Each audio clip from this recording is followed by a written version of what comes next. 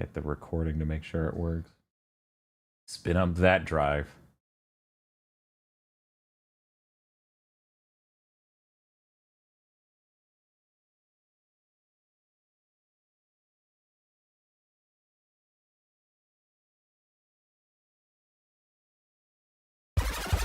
Wake up, gamers, because you're listening to the Big Think Dimension with Dan and Bob Video Games.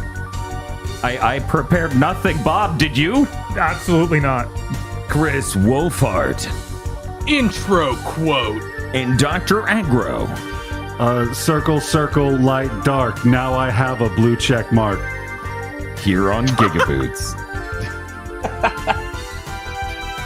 Aggro, are you going to be able to afford lunch after that? It costs so much.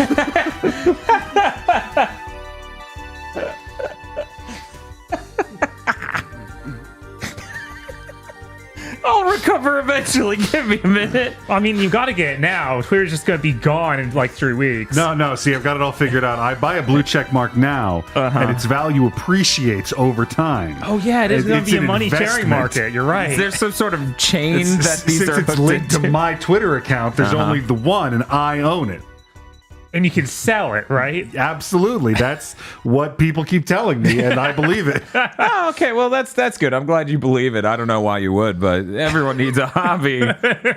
Hello, everyone. Welcome to Big Thing Dimension number 196. We don't have a subtitle. We're here to talk about video games, so I hope you're here to listen about video games. Bob. Yeah. What?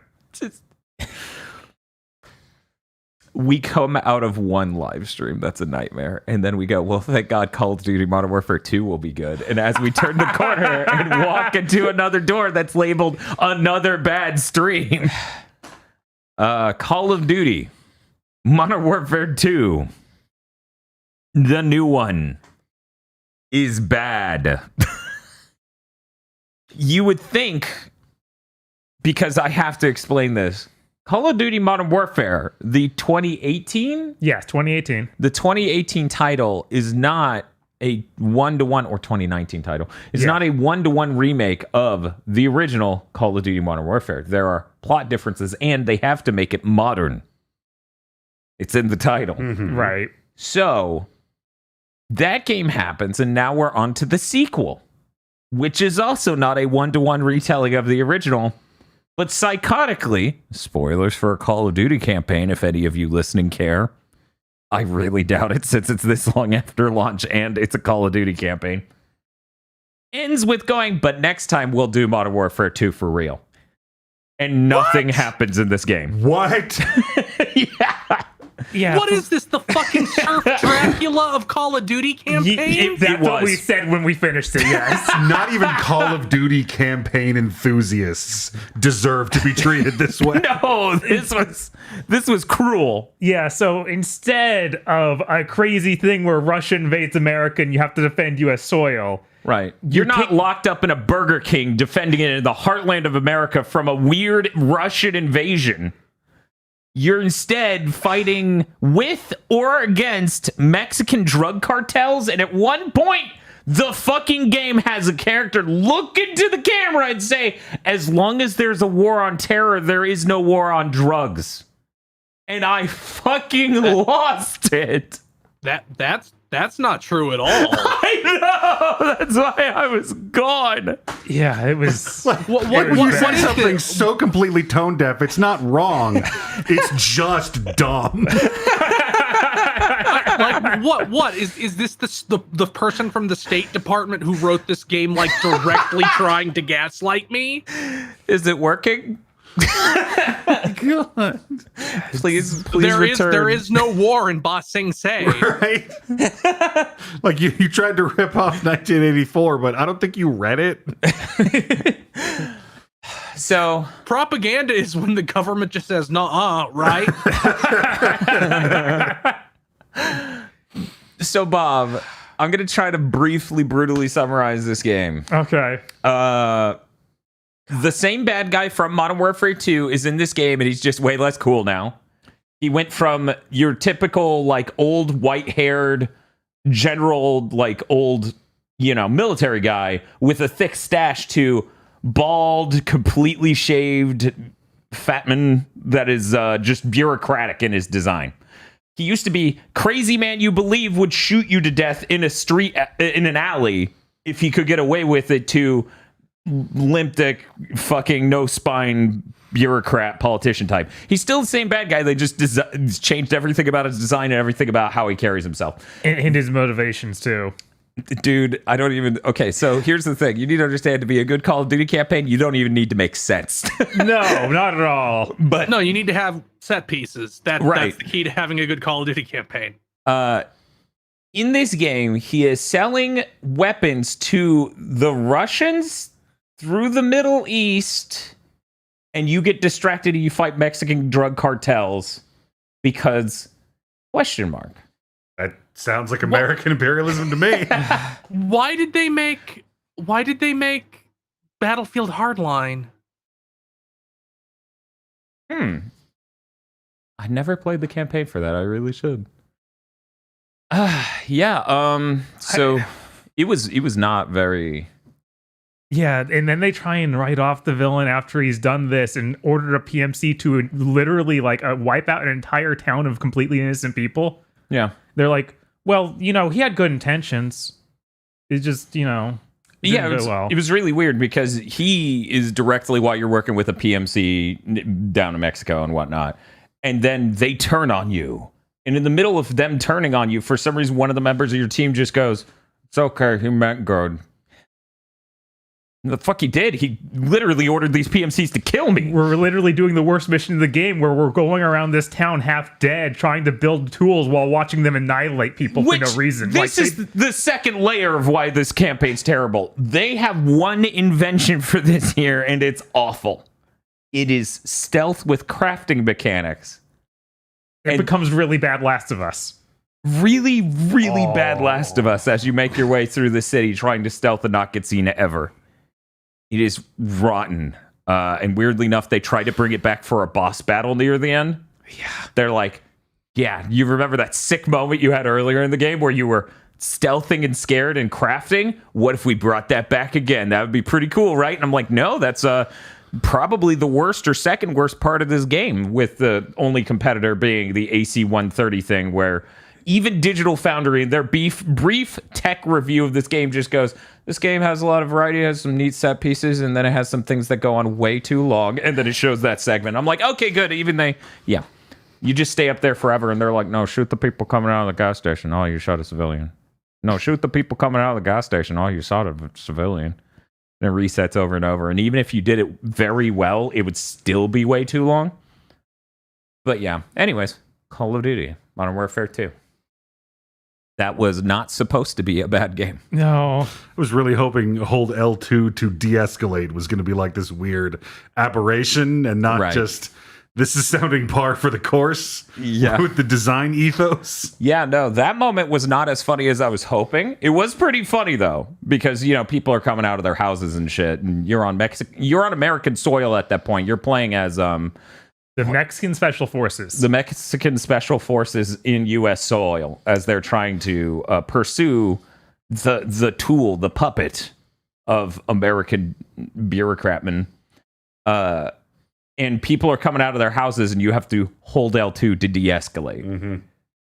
Which means aiming your gun at them. Yeah. That's how you de-escalate. Technical advisor, not in the U.S. military, probably a cop. So, it's a real disappointment. I really like Modern Warfare 2. The thought that this is the new Modern Warfare 2, and they teased, well, next time we'll do the actual plot with no Russian and shit.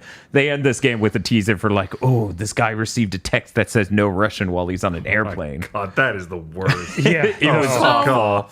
Yeah. This is a really dangerous move. On their part. Like, you shouldn't making a bad game. You shouldn't set up the Avengers Initiative do the fucking Marvel Avengers Initiative tease with military conflict with Russia right now. It's okay. It'll improve in 3 years, right? Oh my god.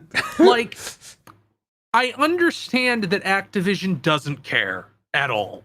But somehow I feel like even they would have pause at releasing that in the middle of World War III.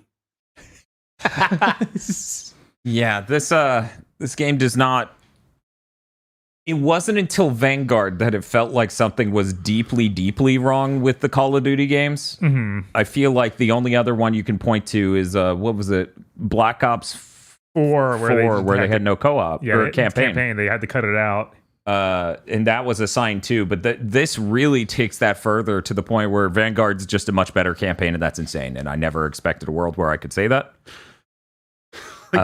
Speaking as someone who just doesn't play Call of Duty, never has. Yeah. I'm starting to really love this series on the macro level because I never know what's going to happen. Like, a new game's coming out. Is it the best one yet? Is it surprisingly shit? Who knows? Dude, we can't even predict it. Like, Modern Warfare, the first one in the reboot saga, is, like, good. Yeah, I really liked that one. That's why I was fine with picking this up at launch. I was like, well, clearly it's going to be like that, but better. What was the one with Reagan in it? That was Cold War. Yes. Yeah. I was like, that one's going to be bad, right? Whoops. Yeah, I don't know. Yeah, this is pretty good. It took them like 15 years, but now I'm like, oh, I guess Treyarch makes the good Call of Duties. What happened? It's just a roller coaster. Another thing, and this is really the last piece of the puzzle, right? The campaign in a Call of Duty normally is a lot of really bombastic, huge, custom-tailored, interesting set pieces that are kind of like, whoa, amazing. There's basically none of that in this entire game. And the closest thing they get to that moment is a vehicle segment on a road where you can just get out of the vehicle and jump to the next one and hijack it. And as this was happening, and this was the most impressive the game had been so far, I kind of sat there and went, is this because they made their engine custom tailored to the multiplayer thing? God, I'm forgetting it right now. Bob, what's the name? Warzone. Because keep in mind, Call of Duty has their parallel project, Call of Duty Warzone, which is their PUBG sort of thing. And their engine, they did increase a lot of things to be towards that, like their streaming tech and other things. And because of that, there really isn't that much like set piece stuff, right? Like it's really incredible, like how many different layers this is disappointing. Yeah, even that scene with the jumping between trucks and stuff, that went on for like 2 to 3 times longer than it should have in any world. Like 100%, yeah. It's just comes off as a really lame version of the Uncharted 4 moment. Yes. It's very sad. Yeah, that's a good description for this game. I'm going to move on from that, though. Immediately, once that ended, I went, I feel sad. I'm going to stream Mario 64 Ray Traced. So we beat Mario 64 Ray Traced. I skipped a few stars by doing the long jump backwards. As it turns out, if you're having trouble with the long jump backwards on PC, cap your frame rate at 30. That apparently helps. What were you going to say, Chris? Mario 64 Ray Traced. It just makes the castle look like a depressing community church. Like the back rooms where they have like meetings and stuff, like the lighting is exactly the same. And because all the walls are like similarly flat. It's unsettling. It's funny. Yeah, he told me this. I could see it. Yeah. Because like the thing is they needed to reflect light properly, so they may have changed the look of the walls to look a bit more like paint. So now it's just a church room with cool happy clouds painted on it, and it's just it's like this is the room that you had to spend all of summer in when you were 7 because your parents had to go to work. Yeah, there's nothing quite as low level unsettling as being in a room that was clearly painted to be a nursery that's not being used as a nursery. See, when I was doing repairs, I would get called by the big churches here a lot. So I have seen a lot of those rooms. And these are the ones where it's like, no, we also have a school attached to us. Oh, yeah. And it's just like, oh no, it's the exact same kind of lighting. It's like the exact same level that reflects off the walls the exact same way. I don't say this to be mean at all. Thank God Super Mario 64 Ray Trace exists, because I realized there are only about 80 Ray Trace games on PC, even though we've had generations of this shit. If this did not exist, I would be sitting here being like, what the fuck is the point of ray tracing? Because modern video games look good enough without the ray tracing a lot of the time, where you just, it's like whatever. You turn it on and you have to pay attention to notice it in a lot of things. But so with this new GPU for video production and stuff, now capable of doing ray tracing, I'm like, there is something cool other than Mario 64 that I can use this on, right? And I'm thinking maybe that's a medieval. Quake 2 RTX was cool. I think there's a really strong argument to be made of, we've gotten so good at faking lighting in video games without needing to ray trace, that turning on ray tracing and kicking your performance down insanely to do that just seems absurd, because the visual gain from that usually isn't that profound. However, I am sitting here playing Harvestella, wondering how I can replace its ambient occlusion, because it just looks terrible.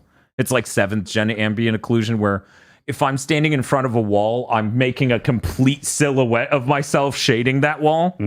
I always think of Dead Rising 3. Oh, yeah? Yeah, because I had it done intensely. But Bob, that wasn't a 7th gen title. That was an 8th gen title. Yeah, it was a launch title for 8th gen. It's which different. means it's peak 7th gen. Yes, we found out many times. After seeing some of that stream, I'm now more convinced than ever that, like, no, the way forward with ray tracing is to put it on some low fidelity game to make it look bizarre. Yeah, because we could get some games, like Cyberpunk's my only hope.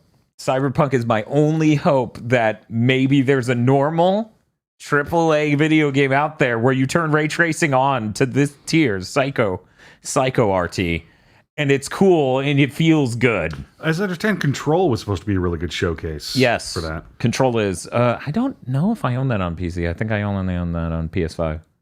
This PC can also run Quantum Break smoothly, a thing that I wasn't even sure was possible. And clearly wasn't designed to be done. Like, none of the animations look right at 60. I was watching one of Ross's Game Dungeons live streams where he talks to his audience, and he's like, I wonder if Quantum Break could run well on that. That game's really heavy. And then I'm like, oh, it runs this well, and everyone goes, he owns one. This guy's rich. And I'm like, oh, why did I say anything? No, I just have bad priorities. Most of my clothes have holes in them. But yeah. Mario 64 ray trace, thank fucking Christ for that, because otherwise I would be like, because I even bought for a bit there Spider-Man, Marvel Spider-Man, to check out DLSS 3, and sure, it looks good, but it's really hard to be like, this looks nothing like the PS5 version. Those reflections changed everything. This changes everything. It put the puddle back. That was the important thing. We invented ray tracing to fix that puddle. There's been some games recently, like the recent Atelier games have had this, where like they have really realistic lighting, and it looks fucking weird on like the anime character models. So I want the game with the anime character models that's ray traced. Yeah, same. Same. I think that would look a lot better than these hyper-realistic games with ray tracing. Come on, Tales of. Right? On a long enough timeline, we're going to end up with a Scarlet Nexus or a Tales of, like one of those tier products from Namco. That Probably just throws it on. Scarlet Nexus. Well, it won't be called Scarlet Nexus. It will be the thing that looks like a Tales of game that has a terrible plot. I want all of those incredibly overdone lighting effects in HD 2D games to get that much more of a pop. Yeah, no, that's also where I want that. I want hyper realistic, like ray trace ambient occlusion and reflections and all that stuff, because that is the beauty of taking a lo-fi thing and putting like ray tracing and stuff on it. Is it starts looking like a video game. It starts looking like a high quality diorama almost. And I think that's really cool and obviously plays into the HD 2D thing. Like, that's clearly what that's going for, too. Give me ray trace tearaway on PC. Oh, God, that would be awesome. That would be so good. Too bad Sony doesn't even remember they made that game. Twice. We made what? On the what? The Vita. Tearaway? No. No? Okay. Must have been some other Sony. Aside from that, before I get into Harvestella, I do need to say we beat Pokemon Sword and Shield. Mm-hmm. We coincidentally timed up the playthrough with exactly when the game runs out of money and just becomes the most terrible, monotonous, rote thing it can be. Yeah, that was an entire stream. What was that, 8 hours? It was 8 hours of pure, just there's no money. Bland oatmeal, yeah. I feel bad comparing oatmeal to that. Yeah, so up until that stream, we got 6 gym badges. So that means that one stream that's 8 hours is 2 gym badges and the absolutely terrible ending. Also, I forgot that every bit of character development with Hop that's interesting is post-game. I remember that. It's horrible. Yeah. It sucks so bad. I thought that there was something of him doing any of that before the game ended. Because nothing happens. So for these first 2 streams, I was pretty positive on Sword and Shield because we hadn't hit that yet. And I was like, it's fun. It's a little busted and broken, but whatever. It's fun. There's some fun to be had here. And then that last stream's that. And I'm like, whatever. I'm still having fun because it's Pokemon days. But that was it. We concluded that. We're taking a week break. And then we'll be back the Monday after Scarlet and Violet comes out to stream Scarlet and Violet for Pokemon days. I'm so broken. I can't hear Scarlet without being Nexus. Oh, that's really unfortunate. It's rough. Bob, we can't call it Violet and Scarlet because that will abbreviate to Visc. And I don't know if anyone wants to think about this Pokemon game as being viscous. Just lean into it. Call it Scarlet Nexus and Violet Evergarden.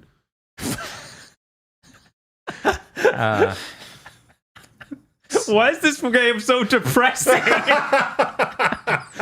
Just call it Skv. Pokemon Skv. Skivone. But yeah, I'm very excited for Scarlet.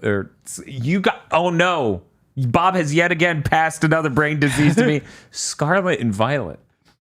I'm very excited for that. I think it's going to be good. Yeah.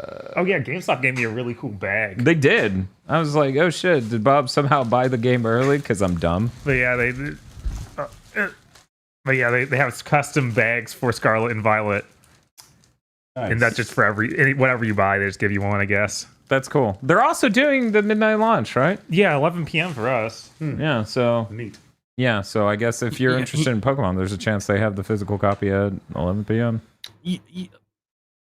You know, I think branding a plastic bag with a child-friendly franchise is always a dangerous move. I want to be in there with my beloved Pokemon. Sorry, I just seen chat. My GameStop can't afford bags. Anyway, here's your shit. You like to buy 18 Funko Pops with that? That is true. That is how Sam's Club works. Every time I go in, it's just like, why did I come in? Wait, to which? Sam's Club or GameStop? No, GameStop. Sam's Club has those excellent pickle chicken bites. That's true. Those are really good. But with all that out of the way, I finally get to talk about Harvestella. Now, Aggro, I assume you did not play Harvestella because you've been playing God of War. Yeah, no, I haven't played anything past the demo. Harvestella is really good. Harvestella is pretty fucking low rent. Mm-hmm. It runs great on PC. It runs great on Steam Deck, weirdly enough. Didn't expect that. I expected there to be some hang up there too. Harvestella is really... Have you ever wanted an RPG that was stripped down so that way it could make room for a farming game that was stripped down so that way it could make room for a game that's about death and separation? I didn't till I played that demo. Same. I was like, if you describe this to me, I may have not been the hottest on it, but playing it, there's something really enjoying. It's like aerodynamic, I guess. There's just enough of this, and there's just enough of that. So by the time I'm done doing this, I want to go do that. Right. No, it's really good. They have tons of side quests you could do in the town and stuff where you meet shopkeepers, veterans, and children and stuff. And all of their stories vaguely seem to wrap around to how do we deal? How do we move on when other people are separated from us? And I'm like, okay, cool. So aside from the mayor and the doctor's younger brother, do they ever introduce a character that is not either a mythical beast or a hot lady? Yes. Fascinating. There's a vet. Because that is not at all hinted at in the demo. Yeah, that unicorn that they introduced in the demo is really incredible. Total piece of crap that it is. You do this elaborate boss battle with this unicorn that casts magic with its horn, and when the battle concludes, it goes, fine, you're going to make me go and do it, aren't you? And your team's like, what is he going to do now? He just heals himself, and he's like, there, it's like the battle didn't happen. I'm like, you fucking asshole. I can get my ass kicked all day. What are you going to do? Something that I like about this is that it can be about this theme with all these side quests. For the children, one of their friends is moving to a different town. They find out. So that sort of separation, right? And it's not, there's none of these so far that have been like, well, your kid's dead. You should probably kill yourself. No, that's what I was going to say. I was going to pull around to this is handled so much better. The Tokyo RPG Factory handled it with that game, which Oninaki. Oninaki, which oh boy.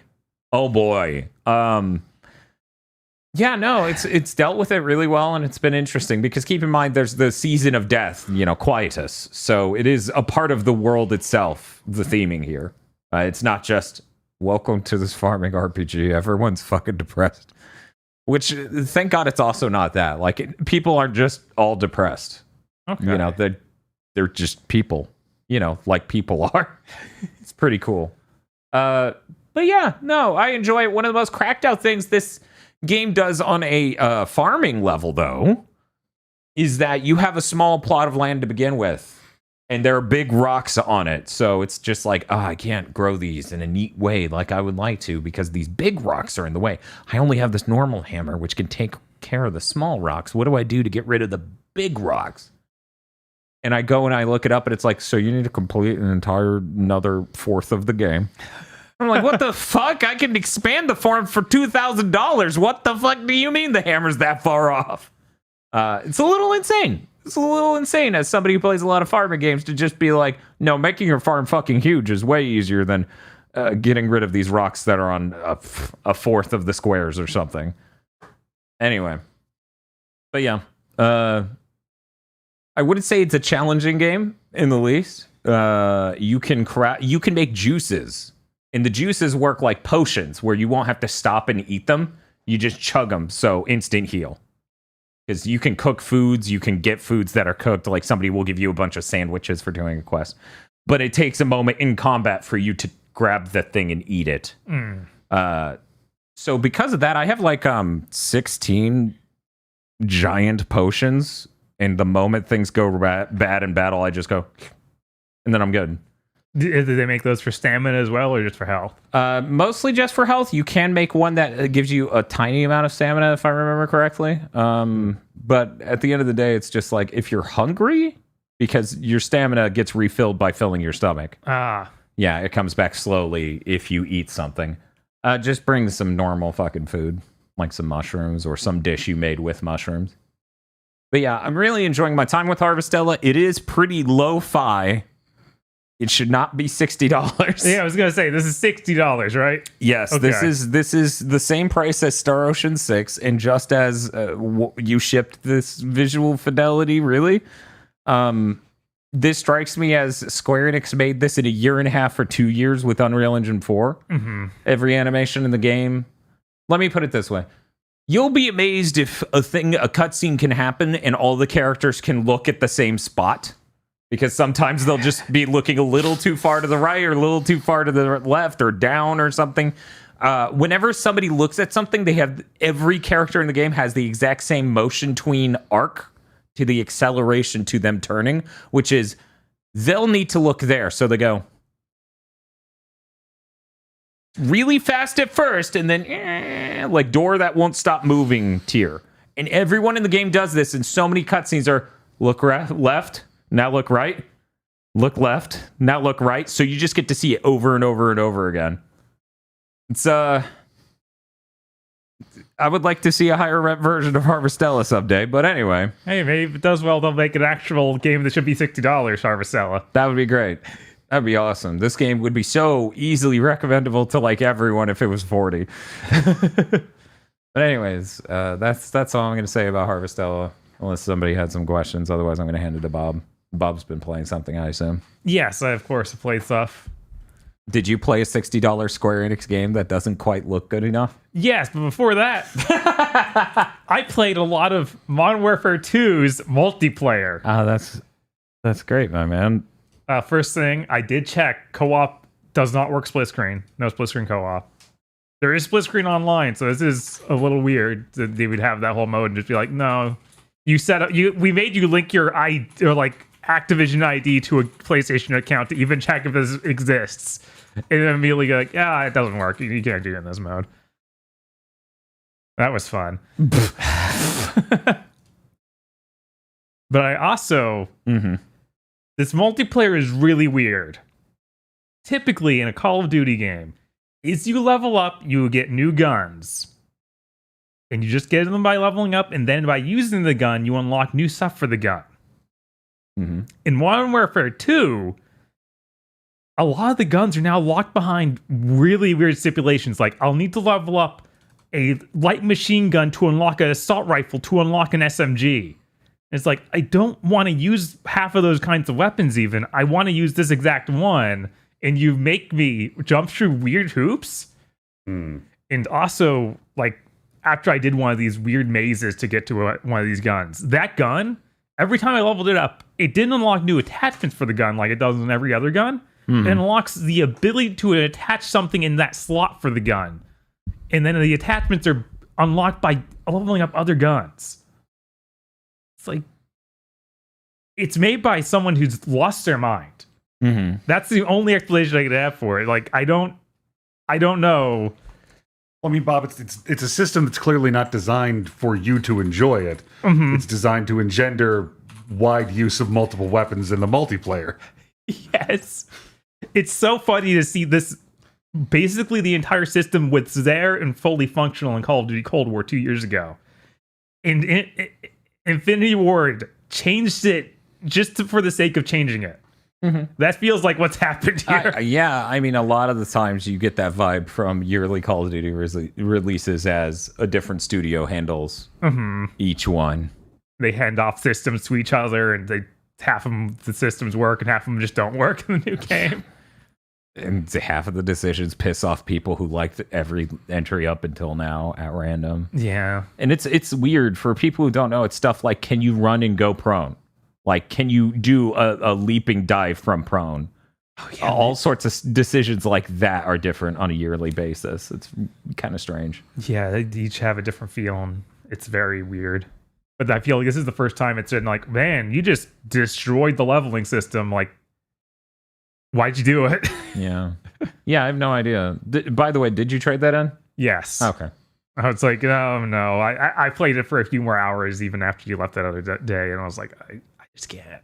Yeah, that's fair. It sounds like they fucked Too bad up you every weren't single guaranteed to love it. It is.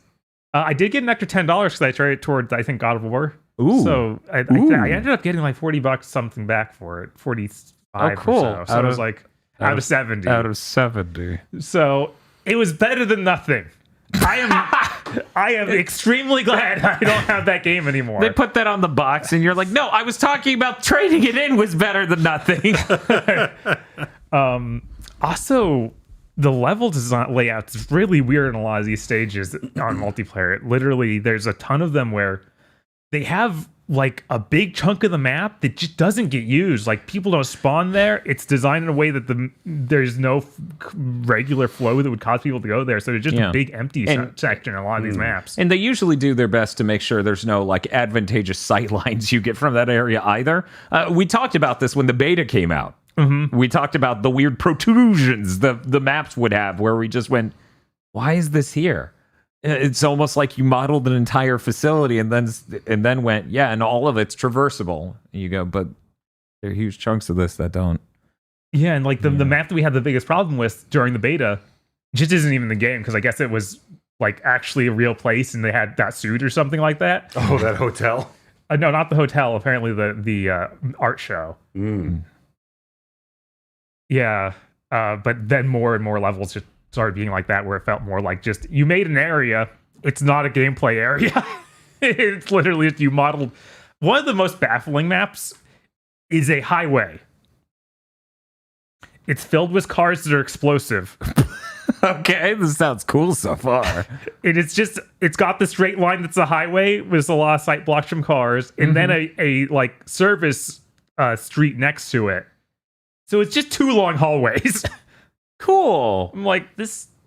I don't hate this level, but I just looking at it, I'm like, I'm not a level designer, but this seems hackish. Yeah. Yeah. This is really unfortunate that this is the way this has gone. Also, there's weapon XP boost items you can get and activate. Okay. It's really hard to tell when they've run out or no longer active. Like you just finish a round and then notice you didn't get that number, or I can't even tell when I finished the round if I got it. okay. It's so bizarre. Like there's no. They don't have some cool ending screen that says, "Hey, look at all these points. I'm gonna do the breakdown." They do a breakdown for each gun, but they don't tell you like it's boosted or anything. Huh. Yeah, there's like you use this gun this much, so you get points for it. If only these motherfuckers had played Heroes of the Storm, they would know how to make the system correctly. I know. I was basically by the end of that, I was happy to go back and play a few matches of Overwatch. That was a lot better. I mean, yeah, It was really rough. But I did play other stuff. Okay. Like Star Ocean 6 Divine Force. Is that the name? I also played that. Divine Force is the subtitle? I believe so. I'm never going to be able to keep these straight. It is the Divine Force. Oh, okay. I'm sorry. Okay. Yeah, Yeah, there's no Bob. 6 in the name. Stop fucking it up. There's no 6. What? Is there really not? Yeah, they never number them, actually. Fuck them. Like, Fuck not them. even, It's Star not even Second Evolution had a number. Yeah, By just second- second was in the name. Yeah. So, Bob, how's that? Is it $60 and maybe looks a little It corner definitely, cut-y? it definitely doesn't feel like it should be $60.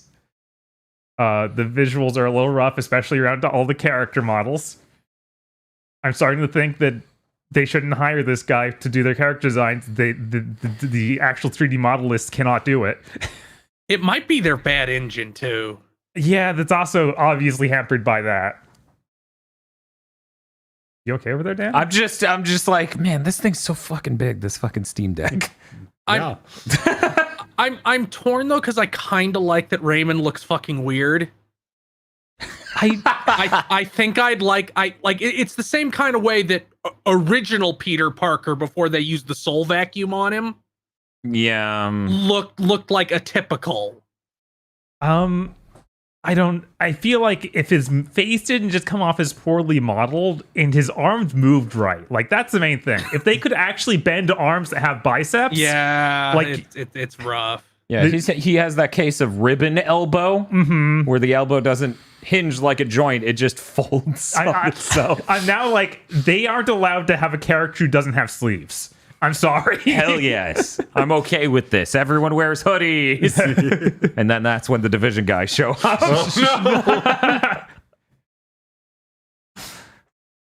I was also surprised how many invisible walls there are in this world, because it has like really big traversable areas, but then just obvious, here's a wall.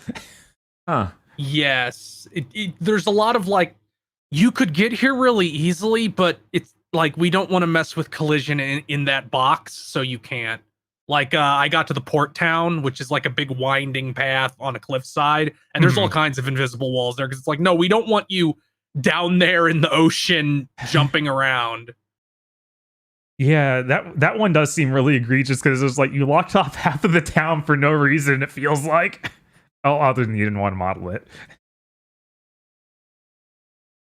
Did you play any of the board game, Bob? I played one round of it. That was really weird. Did you play more of it than one round?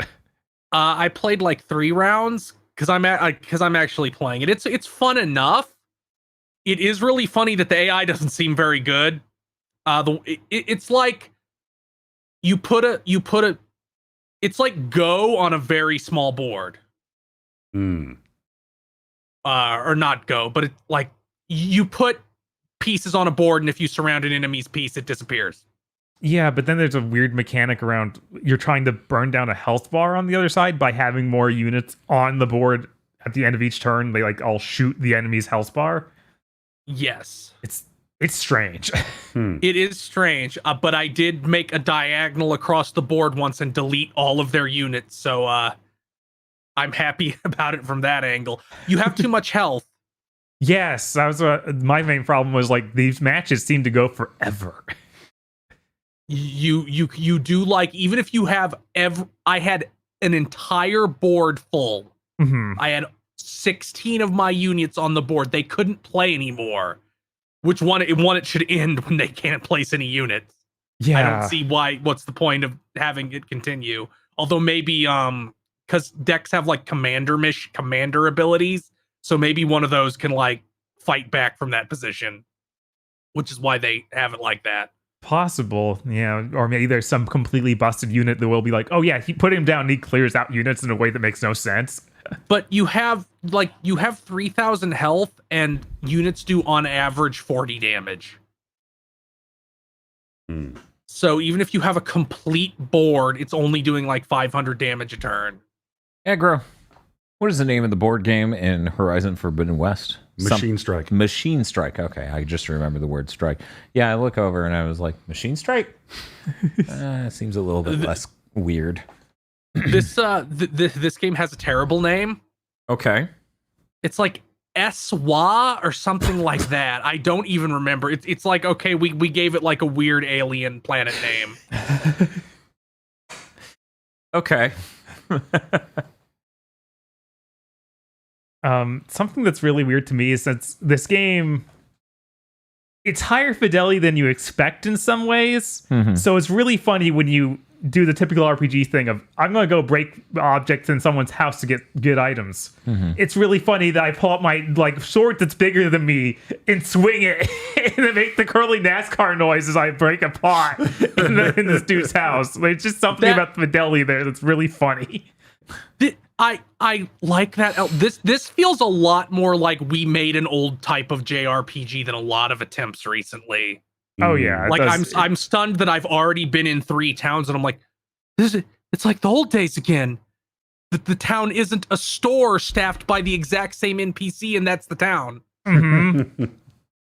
Yeah, it does feel a lot more like that. It does give me a lot of those. This is a PS2 RPG feeling. People have told me that the crafting system gets really complicated, and I'm like, they did it. They brought it back. Yeah, right now, the only crafting thing I've got, I just put a resource, and it's like, makes a random item out of it. So I find iron in the environment, and then it's like, oh, that made a ring. But I don't even get to choose more than one resource. Yeah, that's how it worked. That's how it works in Star Ocean: The Second Story. That's how, I forget what it was called, but what you did to make accessories, you just like, no, you pick the material, and you will make something based on that material. Huh. I got compounding, which lets you mix 2 things. Oh. Because I went and did the side quest where you talk to Welsh Vineyard, recurring character in the franchise with her fucking big stick with a cartoon glove on it. Yes. In this game, she has the same voice actress as Neptune. So her voice is like a mind rake. Neptune from what? Neptunia. Okay. I wasn't sure if those games had been dubbed. Oh yeah, they've all been dubbed. The only one I played was the Senran Kagura crossover, which wasn't. Yeah, that makes sense.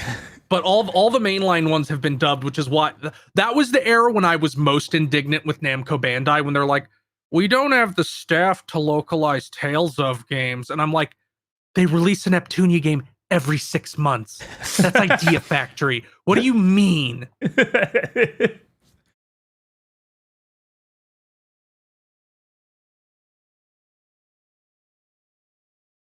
I think it's unfortunate that like her best design was in Star Ocean 4, a game that's really bad. Star Ocean 4 is really bad. Yeah, this is a lot better than that, but it falls in that typical Star Ocean trope of we're going to just do a completely regular like JRPG that's not even concerned with there being space stuff for like 7+ hours. And a lot of what I played was a bunch of run back and forth between 3 towns. And I'm like, you get fast travel at least. You get fast travel, but then it warns you, if you fast travel, you'll miss dialogue. Yeah. By the way, if you play this game, don't worry about that warning at all. It's literally like you will miss out on the character saying this town's that way out in the field ambiently. It's not you don't miss like a scene. Yeah, it's messed up. I gotten one good thing out of that ever. It's when like your main guy gets teamed up with this wizard, and they actually talk about like the mechanics of how his magic works. I was like, oh cool, I wouldn't have gotten this if I teleported. Now I can never teleport again. Great. Yeah.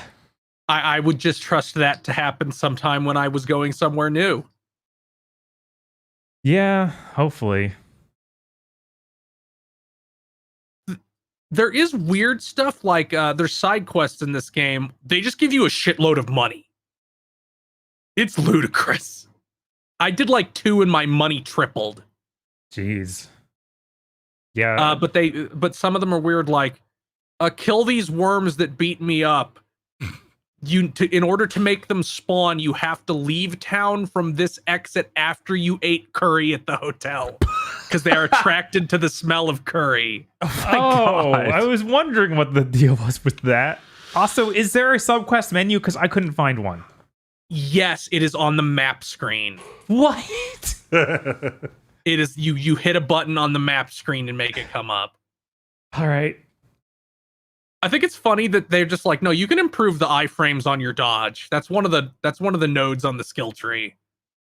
I find it weird that I can't find that node for the main character for Raymond, but I found it for a lot of other characters. He might not have it. He might be like, no, his is already good. Which it isn't. I haven't gotten hit very much, mostly because things die so fast. Yeah, you really mulch enemies. I had trouble in one boss battle, and that was it. And that was because they introduced the mechanic of blindsiding, which is something that's been in other games where like you dodge around them and the enemy can't see you. And then the first boss after they introduced this is you can't blindside him; he's blind.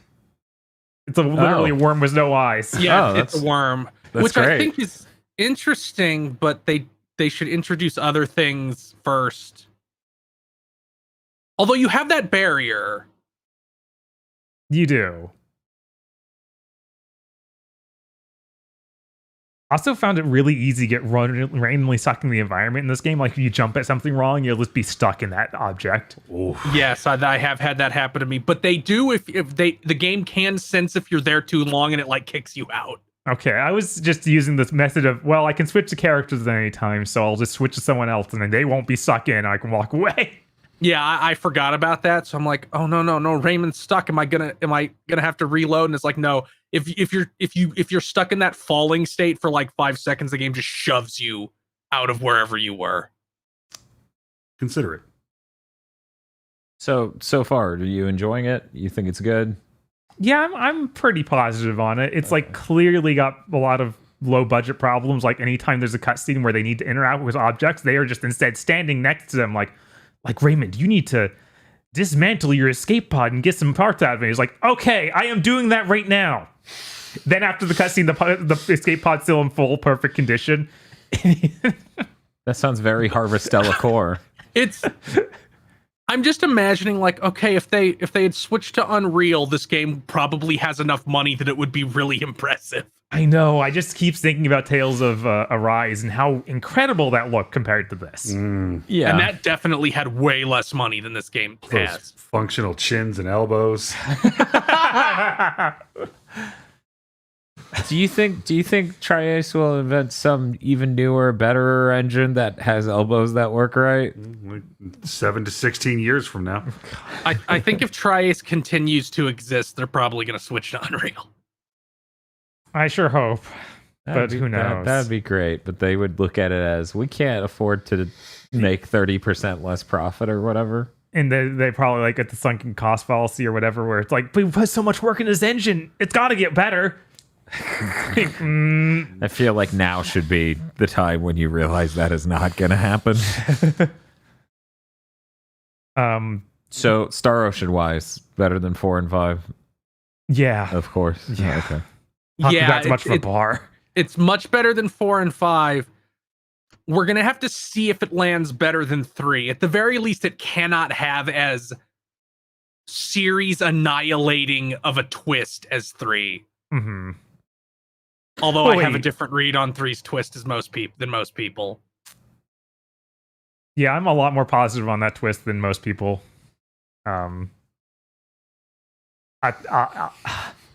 like, this is set before that, but they could absolutely just do that anyway. Is it set before it? I believe it's like 100 years before it, because they put out the timeline like months ago. Oh, they did? Okay. Yeah, like this is 60 years or something after 2, something like that. I didn't have anything more of a saturation. Did you, Kris? No, and yeah, this is before 3. We go then to Dr. Aggro, unless Bob has. I had one more game I played. Was this other game? I played Valkyrie Elysium because they put out a big update. They were like, oh yeah, we'll put this stuff in. You can now play as Hilde, the antagonist for the series, kind of like she's your rival character. She's the Virgil, yeah. Yeah, she's the dark Valkyrie. Okay. The what? Look, she wears black armor. I don't know what to tell you. She's a Valkyrie that's abandoned working for Asgard. Okay. I thought this would have story. It does not. So no further insight into that. I'm sorry, Aggro. Awesome. Great. But she's pretty cool. You just play as her literally like going backwards through stages that were already in the game. We're just fighting enemies and then fighting a boss at the end of each stage. She only has one weapon. It's her lance axe thing. It's pretty neat. It's got a lot more combos than any of the weapons on regular or the main character. So like she has, instead of just the regular combo, she also has like pause based ones. So you can do like square and then do a delay and then hit square again. She'll do a different thing. Mm-hmm. So it makes her combat a little bit more deep. But there's only the one weapon, and instead of having what are they called, the summons you do? Unhurrier. Mm-hmm. Instead of having Unhurrier to summon, she summons clones of herself that have different elements. Okay, that's cool. Yeah, it's neat, but also it gets a little confusing because I'm like, I have 2 other me's right next to me. Mm-hmm. as I'm attacking, I'm like, okay, wait, which one's me again? But yeah, no story. It's neat, but it's really not what I was hoping for when they announced this a few months ago. I thought there'd literally be like some more cutscenes and stuff to go along with it and give more backstory for her. Because it's literally called, like, it's not just called like a boss rush or anything. It's called Hilde's Revenge. Mm-hmm. And I was like, well, we're going to find out. She's going to get her revenge. But no such luck. That just reminds me of this like Batman live action shorts that's like Robin takes control. And it's like he didn't really. But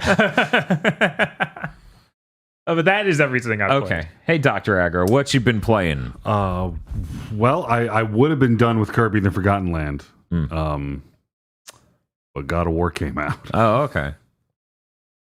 God of War's really good. Well, really? Yeah. That's calling me surprised. You know what's not really good though? Huh. The Crystal Needle Treasure Road in Kirby and the Forgotten Land. That thing can go fuck itself. I don't know how I'm supposed to do that under time. Fuck that game. I hit jump. Okay. We trust you. We believe you. You know, I bet if it was 60 instead of 30 frames per second, you would hit that jump better. I have sworn more at that children's game than any other video game in the last couple of years. Get ready to swear again in January when that Return to Dreamland remake comes out, because it was the origin of those power challenges. Mm-hmm. Oh, can't wait. You want to talk at all about God of War? I don't know. How much do you want to get into God of War? We can just talk a little bit about like the first hour. It's interesting that it like picking up this one feels like the last one ended and you can just start playing this one. Cool. Just whoop, you're back in it. It's weird. That feels good. You've actually the game even makes a point of you've got all of the random shit you picked up on you mostly. Like your axe still looks kind of upgraded, and you've got all your random doodads that do shit, even though a lot of them don't work anymore for story reasons. And you just straight pick up where the last one left off, and it's great. And you meet some people, and they're played by some actors. Cool. That are bold choices that I support. All right. I'm very excited to get around to God of War. It is in that bag right over there, actually. It is. In the Pokemon bag? In the Pokemon bag. It's a great bag. Along with... What else is in that bag? Welcome to our new segment, What's in the Bag? Sonic Frontiers, of course. Oh, okay. Well, fuck God of War. We'll play Sonic Frontiers tomorrow. This is a really like bag of the moment. This is really encapsulating what's now. What else is in that bag, Bob? Well, there's Twitter and it's collapsing. I have this burning pile of garbage. I assume it's Twitter. I got geez, Twitter. wow. Elon sold it to me for $9 in the parking lot. GameStop gave me even less untraded. Oh my God. Can I trade in Twitter.com? No. We don't take that here. It's to the point where I just realized I picked up, much like this game does, I just picked up a train of thought I had like 8 sentences ago. Yeah. It's the point where it feels like, I don't know, did it check to see if I had save data on my account and not give me a tutorial? Because it just puts you right back down in and you start picking up collectibles and doing puzzles and fighting shit. And it is remarkable how even the transition is from 1 to 2. You don't put it down, and then you got to like play 10 hours of the game to get. When you think about that, that's pretty quintessential God of War. Because 1 through 3 just do that. They just flow. That's true. It doesn't feel like you get hard tutorialized again. Or like Kratos has to get back into it. It's like, no, Kratos has never not been in it. It is just happening. The worst that happens in 2 and 3 is like Kratos is like, well, the voice told me to put all my power into this sword. Or in God of War 3 where it's like, oh no, I fell in the piss river and it took all my powers away. Oh no. Fucking assholes. Kratos flailing about in the piss river, taking all of his powers away. He's just like, this is communism. This is a metaphor for communism. And everyone's like, what the fuck? Like they get the travel between realms thing going, and they're like, here, use this item, and you won't need your lantern anymore. It's like, well, I also used it for light. I'll figure something out. That's really good. I feel like when your game sells 25 million copies, you don't need to onboard people as much. Right? You could be a little bit more confident. Did you play anything else, though? Okay. We'll save some God of War talk for later. Hey, Kris. Okay, I have a million things. First, I have to talk about the final 3 Resident Evil movies. Here we are. I don't remember their subtitles except for the last one, so I'm just going to say them by number. So the 4th Resident Evil movie. That movie has a really incredible intro and a really incredible climax, and everything in the middle is terrible. That's literally what I've been saying since the minute I finished watching that film. That is the truth, brother. Because the opening is this really incredible action sequence where a million Mila Jovovich clones assault an Umbrella facility. Yes. Mm-hmm. And the ending is a really incredible scene where Mila Jovovich fights Wesker, and they steal cutscenes from Resident Evil 5. Yes, it's really good. He's full Matrix mode. Yeah, I think I remember seeing, like, after that movie came out, seeing clips of that and going, wait, but 3 looked like dog shit. Are those movies good now? Right? No. And the entire middle is this terrible shit happening in a prison that's so boring. It's literally like she gets grounded for an hour and 10 minutes of the film's runtime. Yeah, it's so bad. Yeah.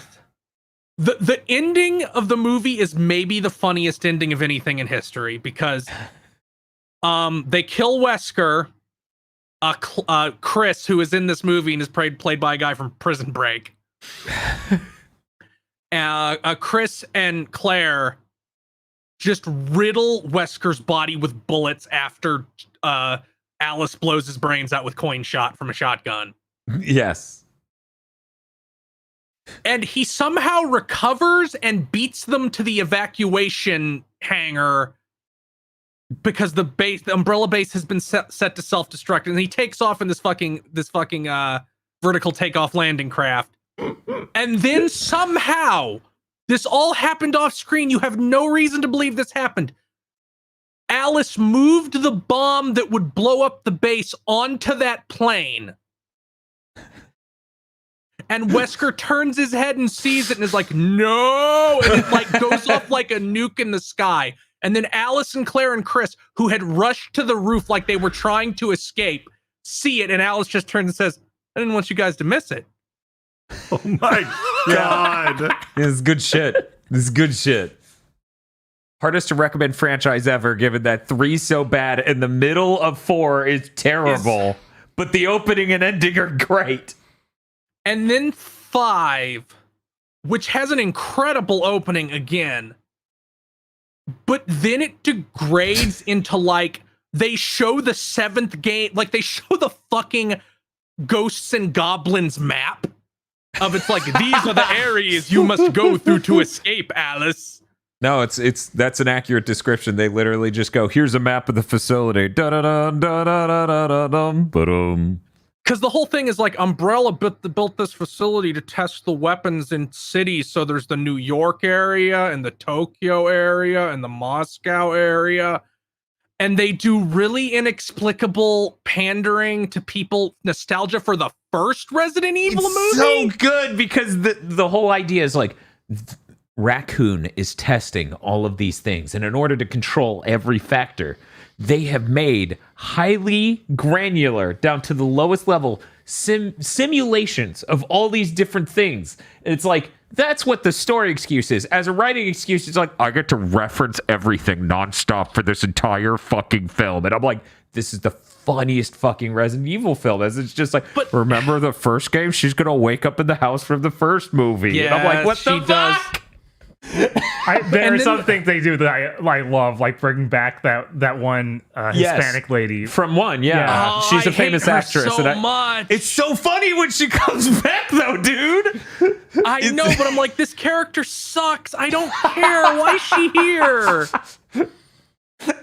She also looks way too much like AOC, the House representative. You're so damaged. You're so damaged. I am, but she makes like a face in these movies a lot that looks so much like it, which makes it really funny when she's kung fuing people.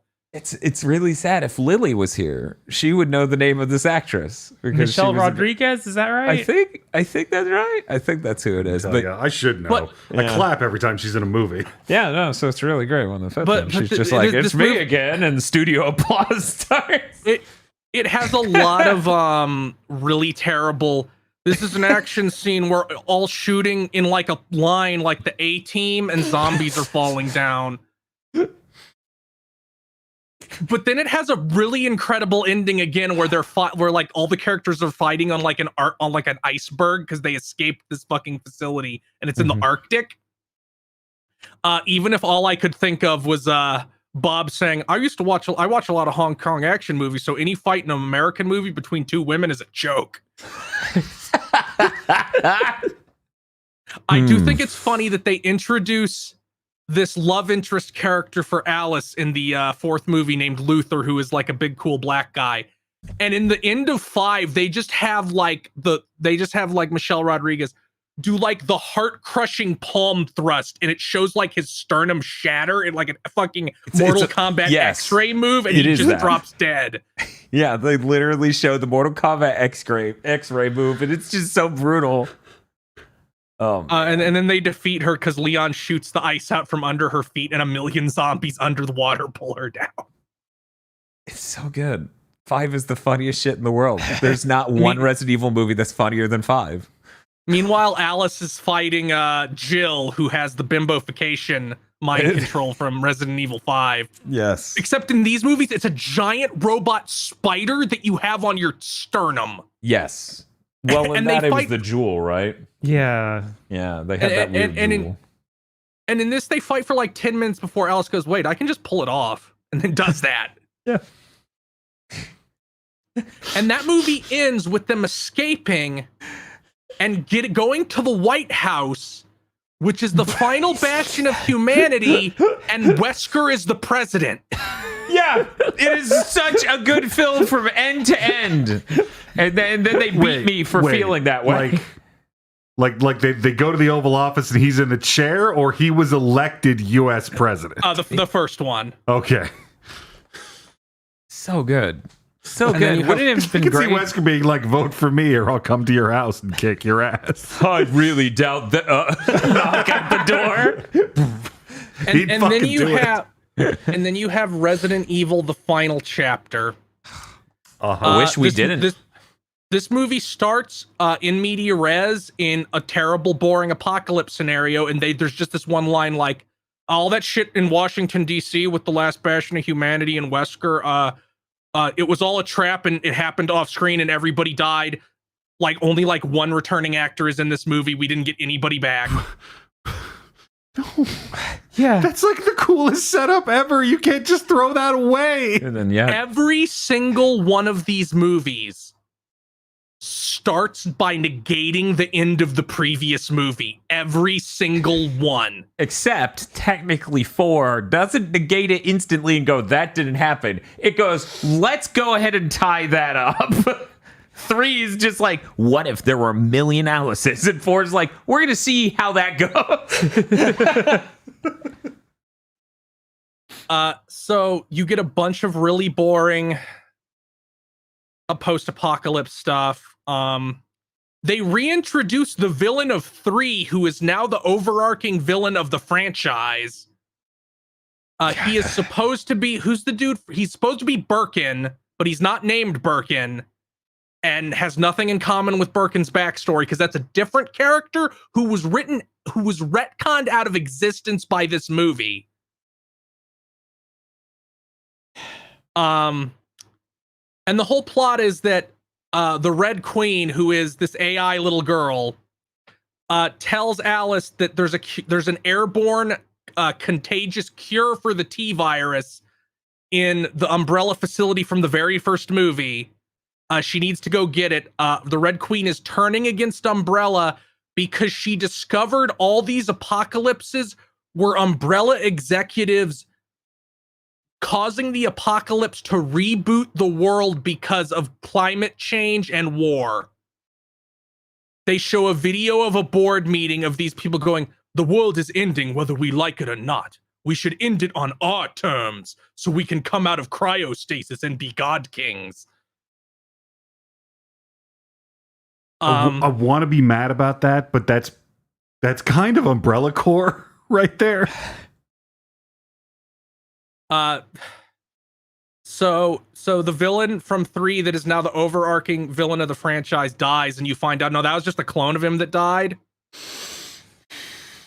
So she gets into this fucking base, and like 18 reveals happen in a row, and the reveal is that the Red Queen is Alice, in that it's an AI version of the child form of Alice. Also, Alice is a clone of a real woman who was an Umbrella executive's daughter who got murdered by the overarching villain, and then old Alice rolls up in a wheelchair. And so it's Mila Jovovich in terrible old woman makeup. And this makes no sense because we got the Red Queen's origin in the second movie and it was nothing like this, and they just don't address that at all. It's like, no, that didn't happen. I need to go check some timelines vis-a-vis these movies coming out. They stole this from Horizon. Red versus Blue. Oh, Red versus Blue. I was like, no, this seems a lot like Horizon. Yeah, this. I'm pretty sure I don't know if this was something that they just cut, or if Capcom told them, no, you're not allowed to do that. Because it really comes off like this overarch. Because the whole point is like, Alice, you're younger clone of this old woman, and then the old guy has the same haircut as Wesker, and then is like kung fu fighting Alice and doing Wesker super speed things with like a hyper predictive AI he has installed in his brain. So I'm like, was he supposed to be like old Wesker?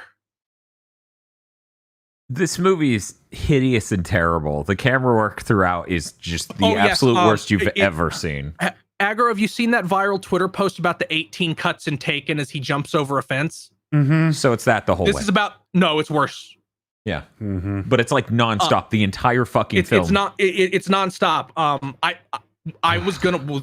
I watched this with people, and we were gonna watch the Paul Wes Anderson Monster Hunter movie at some point, and then found out this had the same editor. It's like, no, that kills it instantly. It's not worth it.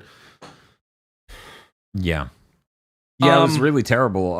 The sixth movie is literally just the third again, but worse, and it makes me feel awful for liking the franchise at all. It almost punishes me for that. I still think it's better than the third one because anything happens in it. I think the opening of the third one's interesting and the ending is neat. That might sound familiar. I don't like anything in the sixth movie. I don't like a single fucking thing.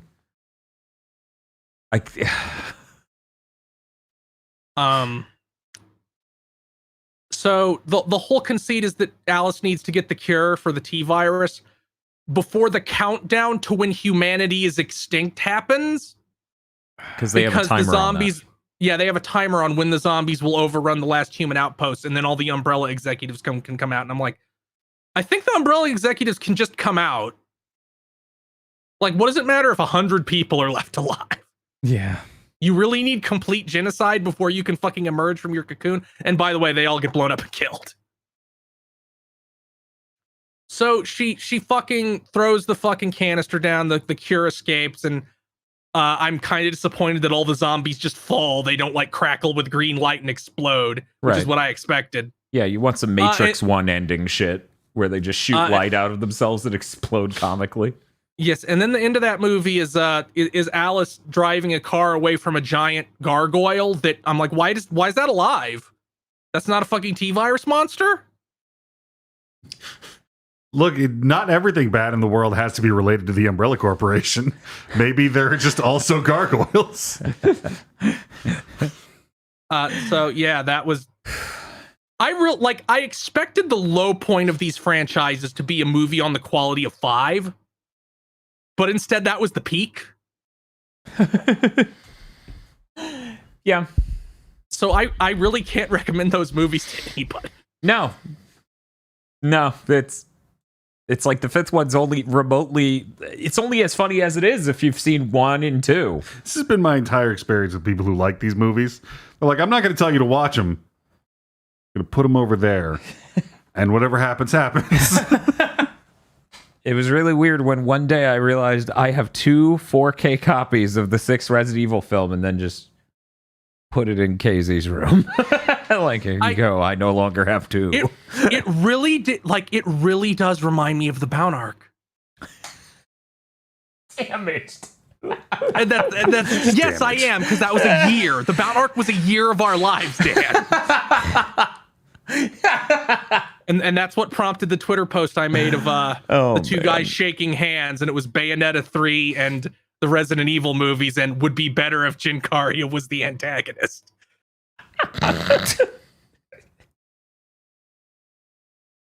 I also played some games. We talked about Star Ocean already.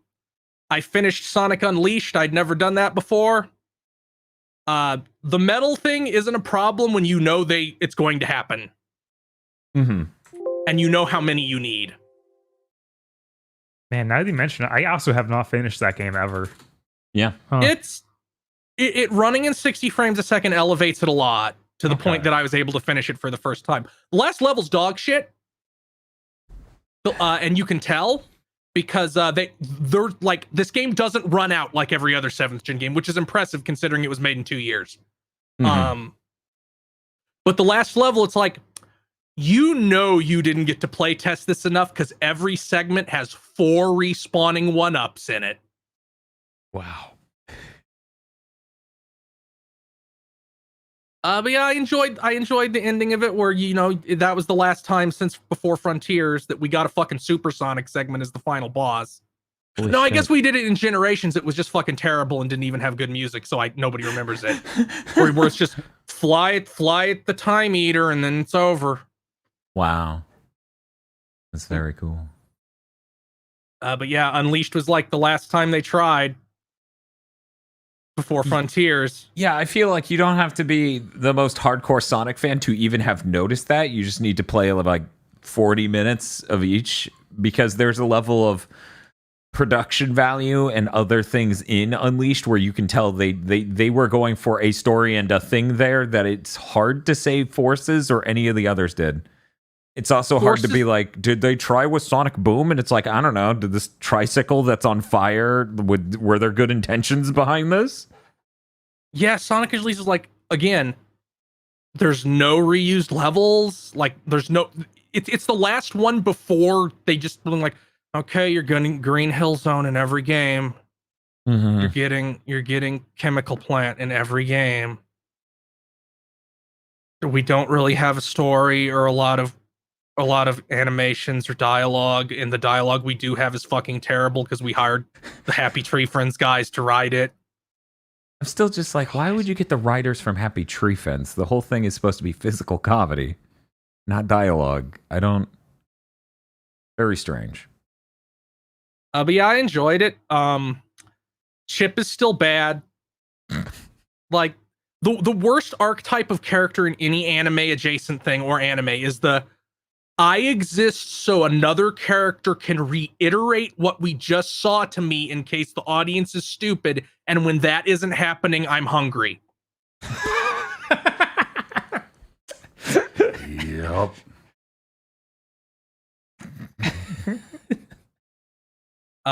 Gotham Knights was so bad I decided to try and play Arkham Knight. Okay.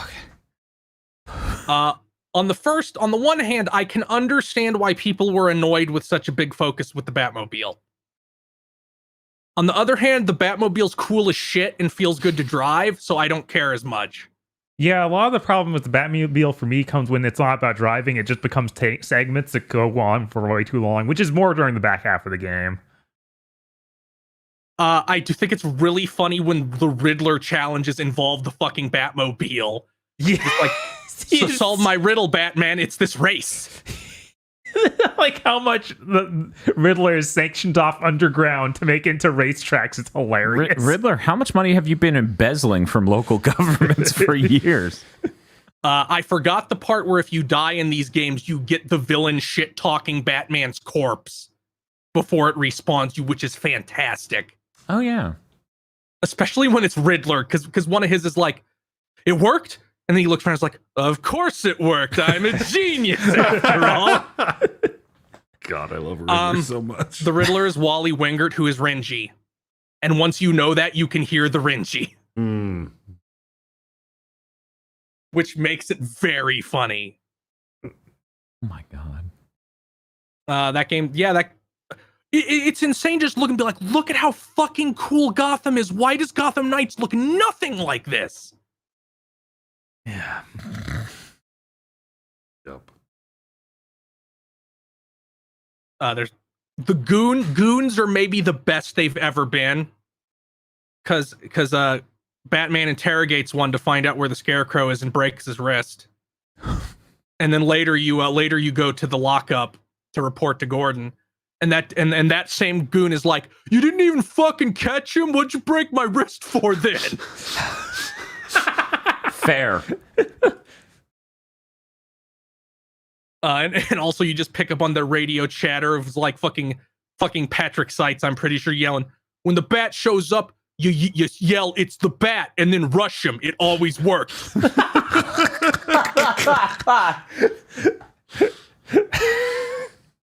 You know, when they wrote that, they went, okay, we've peaked. We need to go make any other game. We'll make a Superman game. And then WB went, no. It's completely insane that very early in that game, it's like, they're holding this guy hostage, Batman. You gotta save him. And Batman's like, I better do 4 VR challenges first to ensure I know how stealth combat works. Oh my God. As it begins the virtuous mission.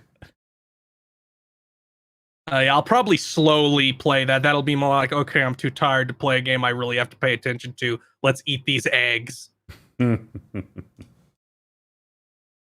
Lastly, I played Sonic Frontiers a lot. 10 hours of Sonic Frontiers, in fact. Ooh. I'm not going to talk about it too much because nobody else has played it. It's good.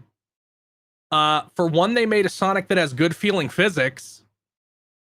Ooh. That seemed impossible. It's been a while. I think Sonic Adventure 2 has okay feeling physics, but it's been a while. Yeah. That Dreamcast game is pretty old. Some might even call it retro. I hear other people take offense to that, though. I saw a lot of people saying it's just like a lost Dreamcast game, and I'm like, are you just saying that because the physics aren't bad? I'm saying that because that was the last time Sonic was good, they say in between the sips of Jack Daniels. It's open world. You have lots and lots of Skittles to collect. Ooh.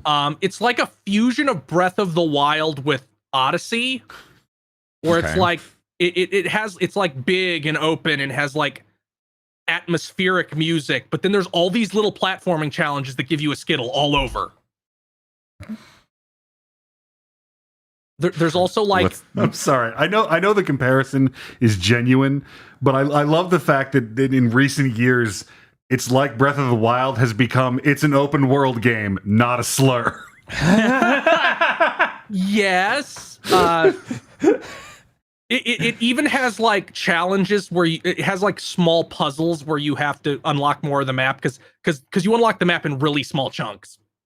And most of the puzzles aren't really puzzles. They're just like, do this really small challenge. Everything in this game happens very fast, which feels appropriate for a fucking Sonic game. You're not bogged down in one spot for very long ever. I was kind of worried about the combat, but they didn't try to make a bad action game. They're like, no, this is a platforming game. It should be platforming combat. Enemies should be more like puzzles than like something like Devil May Cry. Mm-hmm. So it's like, how do you kill this enemy? Well, you homing attack him, and then he launches you up in the air, and you do the stomp down onto his big red head. And that's it for him. There's this mini boss. He summons rings, and then you grind on the rings, and you get up to his underbelly, and you have to grind around a full circle around 3 rings to make him vulnerable, and then you just punch his core until he explodes. Nice. There's one I really like where it's like, I'm gonna shoot up into the air and take you with me, Sonic, and spin, and I have these 4 flame jets. And my big move is I'll do like a vacuum that sucks you around me, which lets you homing attack me whenever you're between flame jets. So you do that, and then like everything, it feels way better. It's way better designed than I expected. And again, you can kill pretty much anything up smaller than a mini boss almost instantly. Yeah, I was worried where they kept showing off Sonic having tons of moves that we would have a bunch of like. He does not have tons of moves. He has like 10, and the ones you get from the skill tree are just better. Like they are there for you to eviscerate enemies with. Cool. But yeah, you can upgrade Sonic's speed and his ring capacity, which is his health, effectively, and his attack and defense, and they all have ring capacity and speed have the same Skittle, but attack and defense have separate Skittles. Aggro can't deal with me calling collectibles in an open world game Skittles. No, but that's they're fine. Red and blue and round. Ring capacity is the name of a Kirby Crackle song I get stuck in my head about the Green Lantern. So I'm kind of dying over here. Oh my god. Oh, that makes sense. Okay. There's a parry, and it feels bad until you figure out how it works, because it's not actually a parry. It's a block you just hold. Oh. And also it's 2 buttons instead of 1, so you really do just need to hold it. The presence of Ian Flynn is immediately noticeable and appreciated. Because for one, Sonic says things that aren't looking at the camera and saying a slur, which is all Colors and Lost World are. Jesus Christ. Like it's a Sonic game that's written more like an anime than a horrible Saturday morning cartoon nightmare. It feels like the things characters say are important. Everybody delivers an like so much better of a voice acting performance. Like it's night and day from every previous Sonic game, like in the past 15 years. You're gonna be so excited. It feels like somebody told them, no, try. No, you need to try.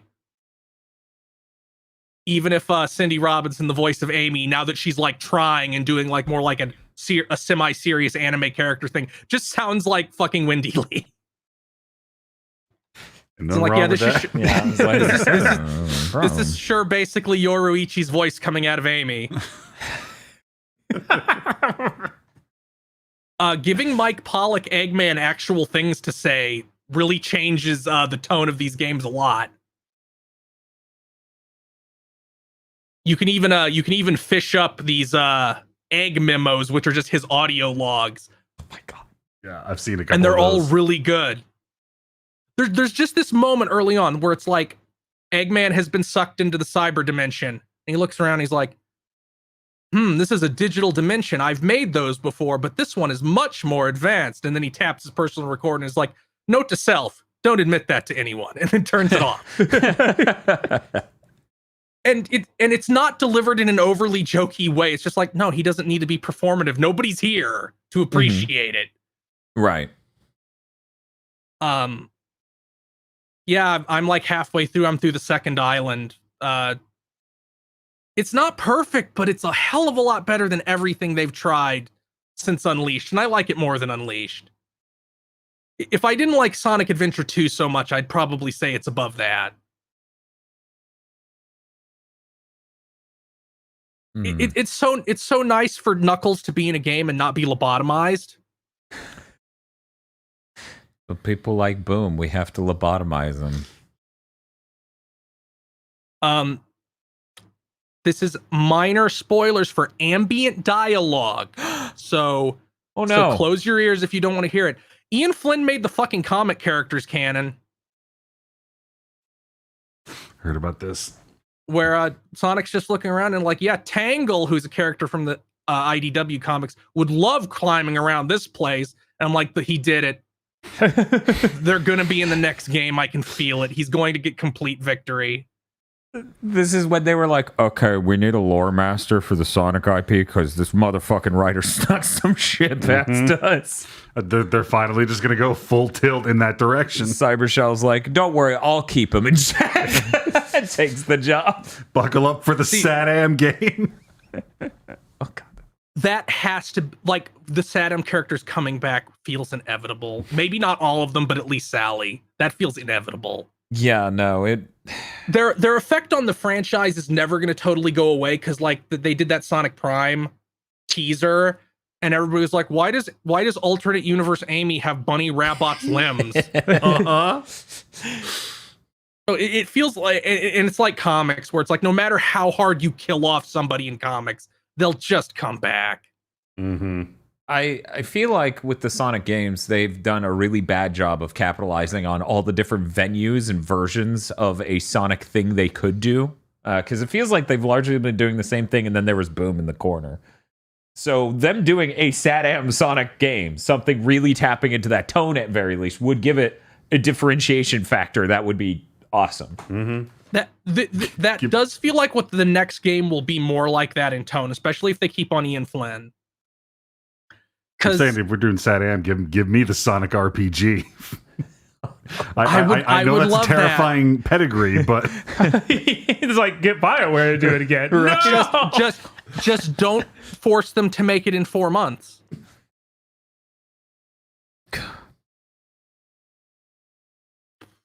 Trying to think if there's any other major things I want to talk about with Sonic Frontiers. No, it's great that Ian Flynn, like, that this again feels like it's taking place in the same reality as other Sonic things, and not just in the way of like Sonic will say the name of a character. It'll be like, oh, this is tied into these other things from previous Sonic games, but not so heavily that you'll feel lost. It's like, here's a reference to Chaos from Sonic Adventure 1. Here's some stuff with the Echidna fucking tribes, because they did that whole prequel animation talking about that. Yeah. I bet Ken Penders is mad. Oh yeah, he's probably seething. And despite what Digital Trends, a website that I found out is staffed entirely by frat boys deliberately trying to upset people for clicks, there was an expose about it. Despite what they said, this game is not this year's Balan Wonderworld.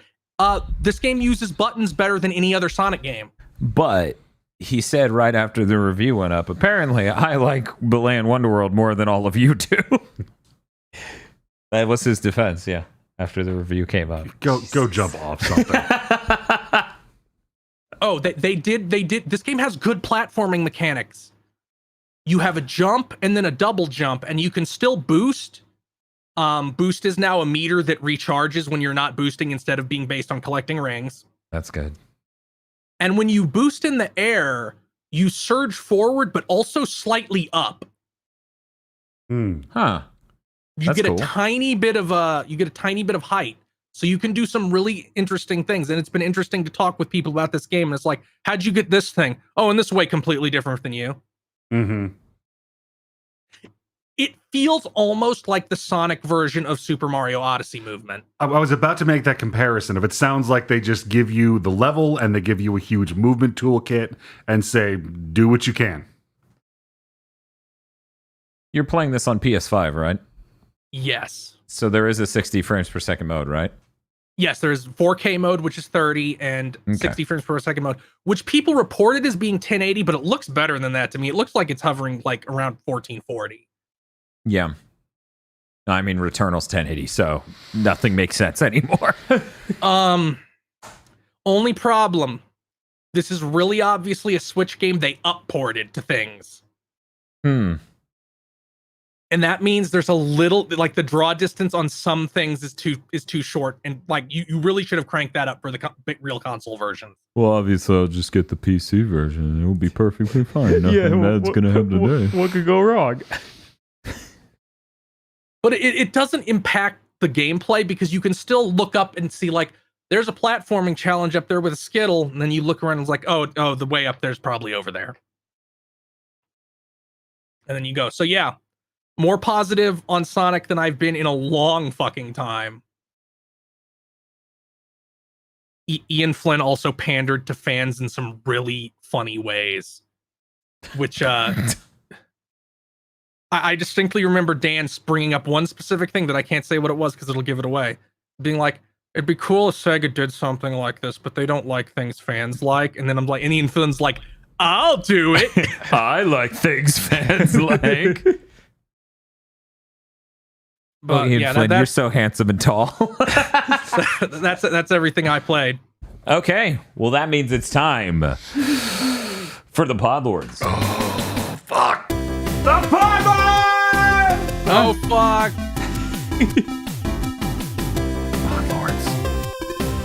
Podlords! Are you trying to say Podlords are a gimmick?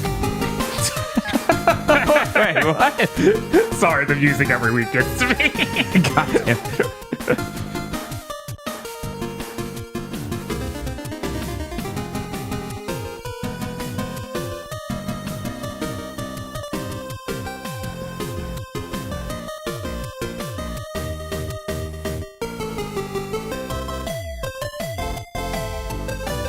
Yes, that's right. The Podlords. Bottom tech. Podlords such as Ely Brown. Ely Brown's I mixed two fucking Podlord names. Ely Broyles and Corey Brown. Jesus. I got too many things going on over here at once. Anyways. Bone Appleton.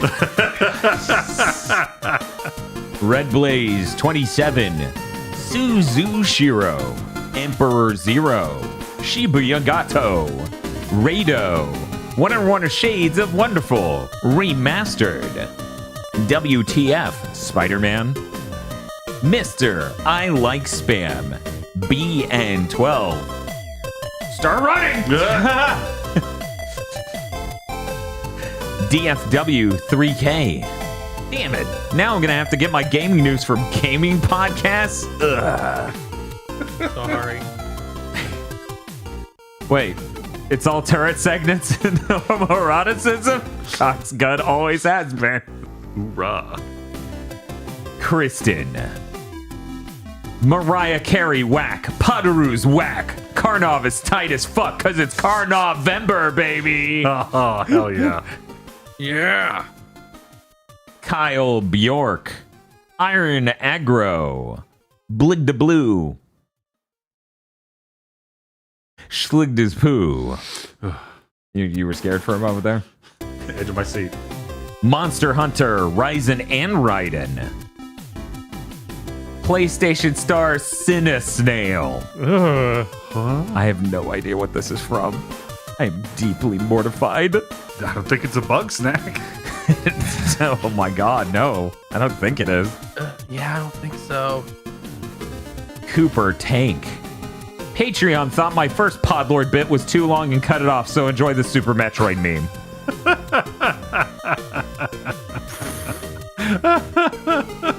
Well, that shouldn't be that funny. Sonic fans, we finally have our W. Oh, It's been 3,000 years. I was there, Gandalf. Yoji Shinkawa collabed with Magic the Gathering to make sick alternative art. I think you all should know. Indigo Sykes.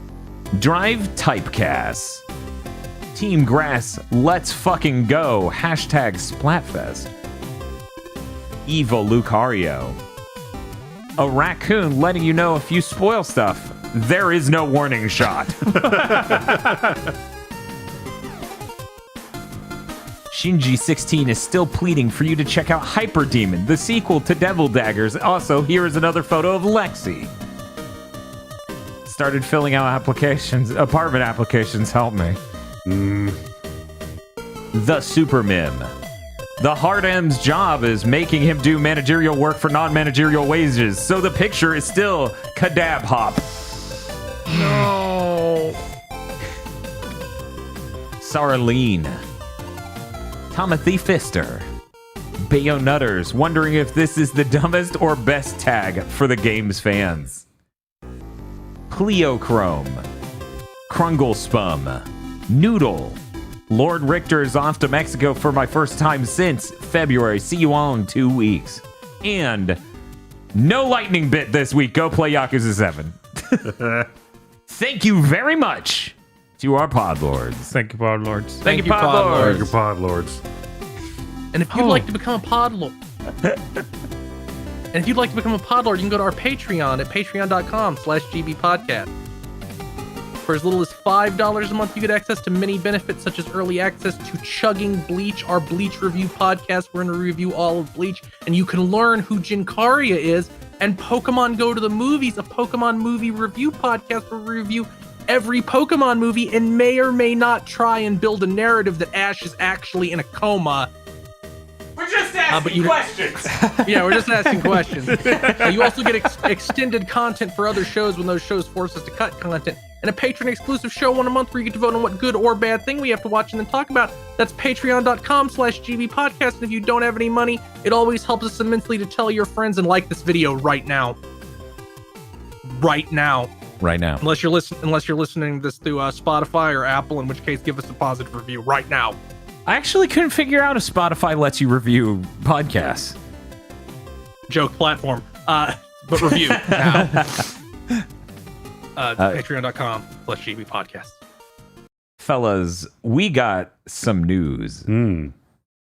More importantly than some news, though, we've got this image I'm going to drop in OBS as I transition to the news. Ah, yes. Apparently, Xbox sent out a survey asking if people would be interested in an Xbox eco mode that limits frame rate or resolution in order to save energy, because currently in the UK things are going absolutely crazy, energy cost wise. I thought this was absolutely nuts, to the point where TechLinked, the Linus Tech Tips Run tech news recap 3 times a week YouTube channel, said it, and I just went, I don't believe him. So I had to go and look that up. That's insane. Yeah, it's just a survey question at this point. They're just asking some questions. It's an interesting concept. I guess maybe if energy costs are absolutely insane, it makes sense then, but I don't know how much sense it makes. I'd be more concerned with like them figuring out ways like, okay, it'll use less energy in rest mode. They need to figure that out. It'll use less energy in like on the menus and stuff. Like maybe we can kick down the resolution and frame rate of the menus, even though it's already bad.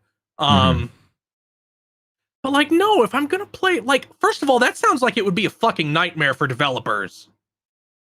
Not the Microsoft cares. You would think, when it comes to stuff like, the Steam Deck, it can cap frame rate really, really well just using the OS level features. So maybe there's something in the Xbox that could do that too without causing problems. I mean, for fuck's sake, this is the console that can make Sonic Unleashed a 60 frames per second game. So there be magic in there.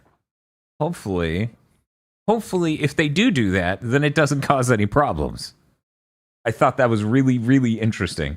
Okay, that's all of my news for the week, sadly.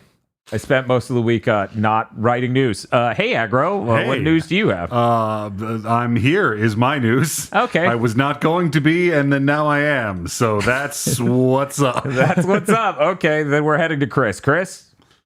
Okay, I have a lot. Netflix is partnering with the Coalition to make a Gears of War movie. I am proud of them for realizing that should be a movie. With an animated TV show, they specified 4 adults to follow. Mm-hmm. God, now I'm just like, they make lower decks for Gears of War. If they understand that they need to make like Commando, but they're killing locusts. Right. There's no way they do that. Yeah, I feel like you have to find a director who understands the assignment, and you have to understand the assignment in order for that to happen. Whereas the last 2 Gears of War games have given me no confidence the Coalition even knows. I'm so terrified they'll announce it and it'll be based on the new ones. Yeah. Like that's not what anybody wants or thinks of when they think of Gears of War. It's going to be mostly people just talking in underground shelters and then off-screen chainsawing with blood. Yep.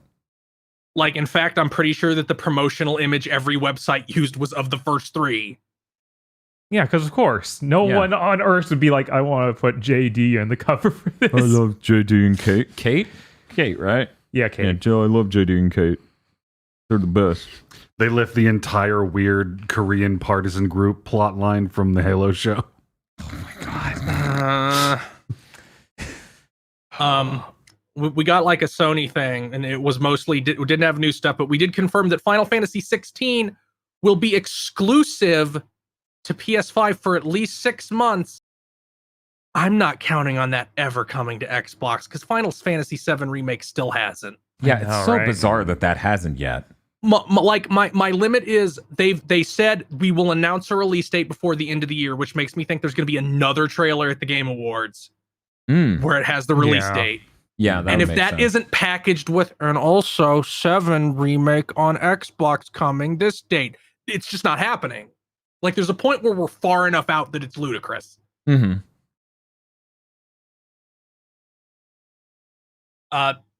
Palmer Luckey. Good joke.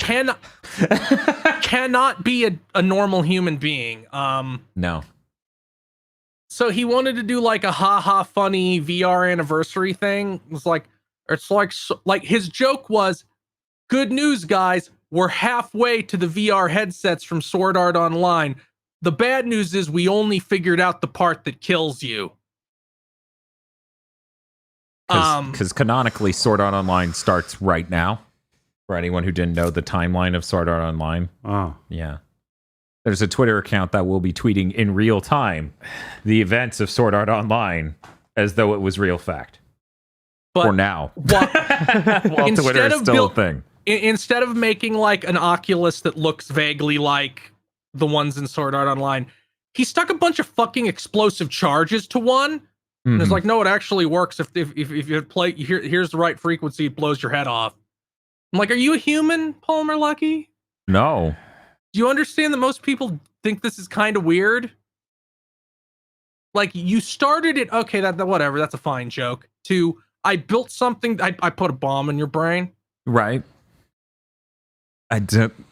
Like, obviously this isn't going to be used on anybody, but it's weird that you made it. Yeah, right. Prototyping a video game peripheral that kills people it's just not a thing you do. Even as a joke, yeah, no.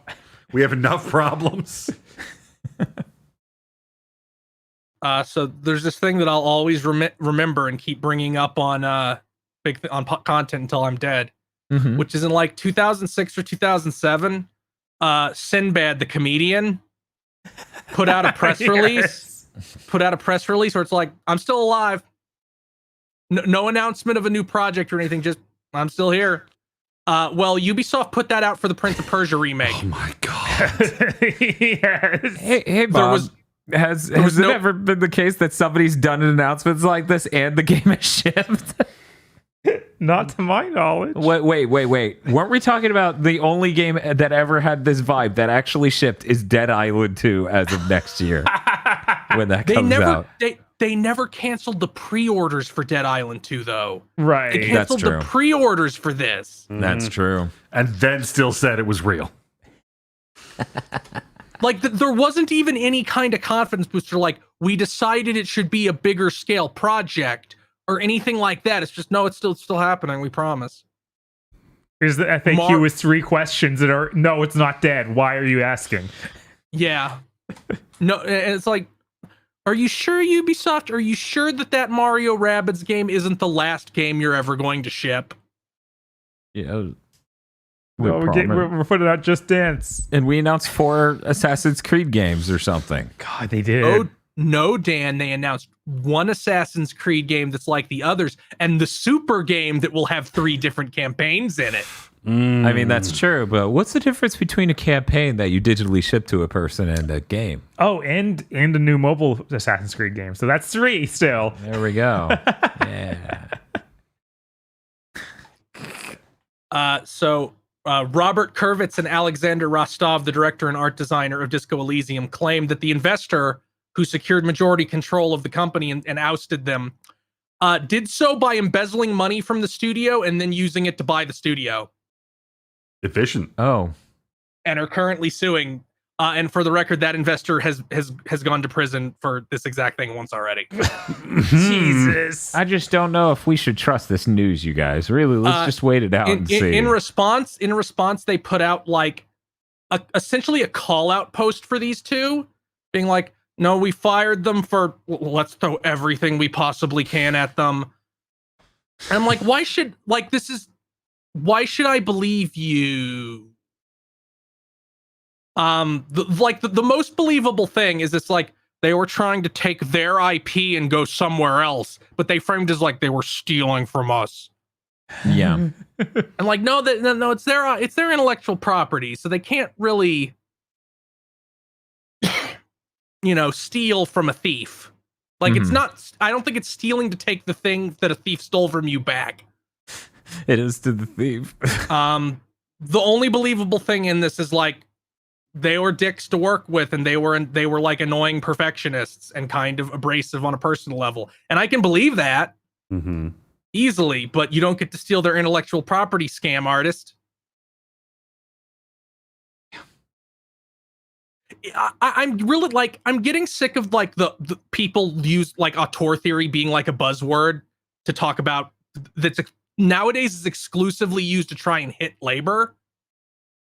I'm like, guys, in a just world, the creator would forever own their IP. So even if they're a dick, there's no project without them. So you still have to stop making this.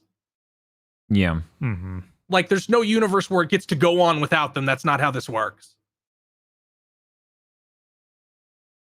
So who knows what's real and what isn't? The timing is so suspect that they didn't, like, in my experience from looking at things like this for, over a decade, the number one thing, and Amazon and Facebook and like other companies' internal memos have come out saying this is exactly what they do. Like, tactic one against labor is find a way to go after their reputation and hope that they'll get ashamed and go away. Like, Amazon literally got caught having internal memos of like, whenever somebody tries to cause trouble on the labor front, go through all their social media to find something to hit them with. Yep. Man, I sure hope this isn't relevant to anything else we talk about in your news segment, Chris. It's I sure hope there isn't a case of this exact thing happening exactly as I'm saying it. But yeah, it's like, even if these accusations against them are true, it's still their IP. You still have to stop making Disco Elysium 2 without them. Like, sorry. That's how it be. And honestly, if you're trying to thread this needle of like, they're bad, but also they should still win, it's like, I don't know, just be less annoying. The life goals. So there was like a Nintendo investor Q&A thing this week. Shigeru Miyamoto said backwards compatibility is easier to do than ever, but Nintendo platforms have always been about playing games in a new and unique way. So we can't say that we'll have a lot of backwards compatibility. People were reporting on this like it was relevant to the Switch 2, but it's not. This question was directly in the context of like, are you going to put DS games on the Switch? Are you going to put Wii U games on the Switch? And then his answer was basically, no, there's not the hardware for it. In fact, a lot of places reporting this deleted it once they were told, like, no, the context wasn't about the Switch 2. This isn't like adjusting expectations for that platform. Because Nintendo has generally been really good about backwards compatibility when there isn't a physical obstacle to it. Right. Like the Game Boy Advance played Game Boy games. The DS had a Game Boy Advance slot on it. Yeah. Which is a lot. The GameCube to the Wii, and then the Wii to the Wii U, which the Wii U couldn't do GameCube games for no other reason than Nintendo seemed to decide they didn't want it to. Yeah, I have no idea. But yeah, they're a lot better. They're better about it than Microsoft or Sony on a macro level. Well, that's because Nintendo's ambition wasn't as strong until much later. The PS3 is so ambitious that it's really brave of them to have made it. So yeah, I wouldn't take this as saying anything about the Switch 2. Timmy, which is the developers of Pokemon Unite and a bunch of other mobile games, they're making a Monster Hunter game. That's all we know. They announced it. Pokemon Unite's cool. This could be interesting. I wonder what it is. Meta, formerly Facebook, is firing 11,000 people, which is 13% of its total workforce, because the company has lost $900 billion since January. But they make such a compelling and useful product that people pay for. No, they don't. Oh, right. That other thing. Yeah. Dumb bullshit. Yeah. Right. Yeah. My mistake. They're the ones with the parasite on society. That's them. Not sure if you know. And finally, the last really shitty news story. We reported last year that Mick Gordon had caused all kinds of problems with the Doom Eternal soundtrack and OST, and that he was an annoying perfectionist and hard to work with. And his response he posted his response today, which is like 30 pages long, has tons of receipts, and is like, sorry guys, I couldn't talk about this because I was busy suing them. Yeah. Here's the bullet points. He waited this long because he's legally battling them, and he wanted to take every possible opportunity to not do this. Yeah. He counted all, like, that thing has all the ways he tried to get them to not fuck him over privately, and they just negated every single one until he could only do this. Here is the bullet points, because it was a lot. Doom Eternal was poorly managed. They had to crunch pretty much the entire development. The way he puts it, they made that entire game in basically 2 years. which seems crazy considering it was in development for 4.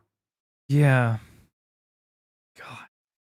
Gordon was contracted to produce roughly 140 minutes of music and was to be paid for any music he created that was used. So basically, if he turns in a song and they go, no, this isn't the kind of thing we need, he doesn't have to be paid for it unless they use it somehow. Right. Almost everything he produced was used, including music they rejected. He was not paid for any of it. He said that, I gave them basically 280 minutes of music. And they paid me for 140. Right, he gave the breakdown. It was like they literally used twice the music they paid for. There was a stretch of almost a year where he was just not paid by Bethesda at all. They're like, no, it's not time to pay you yet. And he's like, well, I need to live. And they were like, well, if you don't finish, you won't get anything. They did this by continually rejecting songs, which they went on to use later. Ah. Yeah. Yeah. It's fucking nasty. Yeah, it's disgusting. And he basically was like, they wanted me to make the songs fit the levels that weren't done. And I was like, give me the descriptions of the levels and like the concept art and stuff. And they were like, no. So a real fucking conundrum. Yup. One of the things that Marty Staten, is that his fucking name? I believe that's right. He said that the Doom Eternal OST, Marty Stratton. Yeah, that's it. The Doom Eternal OST being delayed was because of him, and he's like, I wasn't fucking contracted to work on that until after it was delayed internally. After he'd been trying for 6 months to get them to make a contract for him to work on the OST. Yes, he said, like, the moment they announced that OST, I was like, guys, if you want me to work on this, we need to get a contract going now. And Marty Stratton was like, no, don't fucking worry about it. That's a distraction. Meanwhile, Mick Gordon's like, you're selling pre-orders for a thing that doesn't exist yet. That's kind of against the law. We need to, like, get this moving. And then Marty Stratton just said, no, until the game was out. Marty Stratton just libeled him openly. And when he tried to, work this out, Bethesda was like, we'll give you some money if you never go against our story ever. Don't ask us to we won't even take the post down. Yeah. Much less apologize, because that would be damaging our brand because we lied about you. And also, you still have to work on this project for us. These are the conditions for us giving you money. Here's a little bit of money. We're going to destroy your career. Yeah. That's a fair trade-off, right? Mm-hmm. Bethesda just kept trying to settle with, but never even offered, like, posting an apology or even trying a vague, there was misunderstanding, we took it down thing. Microsoft's lawyers did not help either. They did the same thing. Yeah, because this whole thing was going on throughout these last 2 years. Mm-hmm. So obviously the management shifted over there, and that didn't fix anything. Mm-hmm. You don't say. Right? It's like, whoa. The corporate buyout didn't... Microsoft buying the place makes all of the problems go away. But that was supposed to happen. Jesus Christ. But yeah, this article really portrays Marty as horrible. Like, it sounds like the entire project was managed as badly as Mick Gordon was. Yeah, this was despicable. He has a timeline. If Mick Gordon would have to be like fucking Moriarty levels of mastermind to fabricate all this. It's just not remotely possible. And there's Occam's razor. What's more likely to be true? Mick Gordon is a weird asshole who makes things harder for no reason, or a giant project at a company was mismanaged. Who can say? It's impossible to tell. Yeah, the equally likelihood here. Absolutely. So yeah, I I had pretty moderate things to say when this first came up, where I was like, yeah, I can see how somebody who's absolutely super talented and a perfectionist could end up behind schedule. Mm-hmm. And I was like pretty in between, where I'm just like, I feel like you should have delayed the OST. I feel like you should understand this process takes time and a lot more time for it in the production. And then this comes out and I feel bad for even saying something that moderate. Right? Yeah. It's like... I don't know how Bethesda even fixes this beyond giving him a big chunk of money, apologizing, and firing Marty Stratton. Like, he can't keep working for them. You say that. You say that. Yeah, but now it's going to cause problems down the line. Like, if you're a freelancer, why would you fucking work for id now? It's almost like they would have to hire an in-house composer who would be most likely not the best candidate, because they wouldn't continue to work freelance. A lot of super talented composers are freelance ones. And that this is a big problem for a company owned by Microsoft who wants everybody to be freelance. Yeah, they want contract everything, which I still think that alone should piss off anyone who understands what those words means. However, no one seems to act that way. And whenever it comes out, well, Microsoft has a culture that's very contracted labor oriented. I'm like, yeah, that's culture. Fuck off. That's their culture. You can't question it's our corporate culture. Go fuck yourself, first of all. Our corporate culture was to mug that old lady on her way out of the store. You can't complain about this. This is corporate culture. So to take that to the extent of like they're going to start morphing possibly these other studios to be that way. Who knows, actually? But I think they're probably gonna keep Marty. They're probably gonna keep Marty and just try to get an in-house composer, just to have one less loose thread. I honestly wonder if they're even gonna respond. Yeah, it's been several days and there's been it's just been silent. They'll respond when they lose the lawsuit and have to pay money. I don't think this is an out-of-court settlement anymore, but maybe it will be, and that'll be very funny because you'll know what that meant. I mean, I bet that Mick Gordon would still settle out of court. All they'd have to do is say, we did a public apology and took that post down. I bet he would be fine with that, and the money he was owed, of course, obviously. I feel like if they were the type of people, at that point in time, who knows about now, who would have gotten an out-of-court settlement, who would have been okay with that, then they are also the sort of people who would they would have done that at any point before now, right? Because that whole dissertation or whatever you want to call it basically has all these steps where they could have. All these steps where they could have improved the situation. Yes, there's like 10. I think there could still be something because they kept doing all the delay tactics and everything to try and prevent this exact situation. But now that the situation's actually here, maybe they'll try and fix it. Like now that there's actually been the incident that they were trying to delay for 2 years straight. Yeah, like how Marty Stratton can't come out on stage at a Bethesda event now. He can.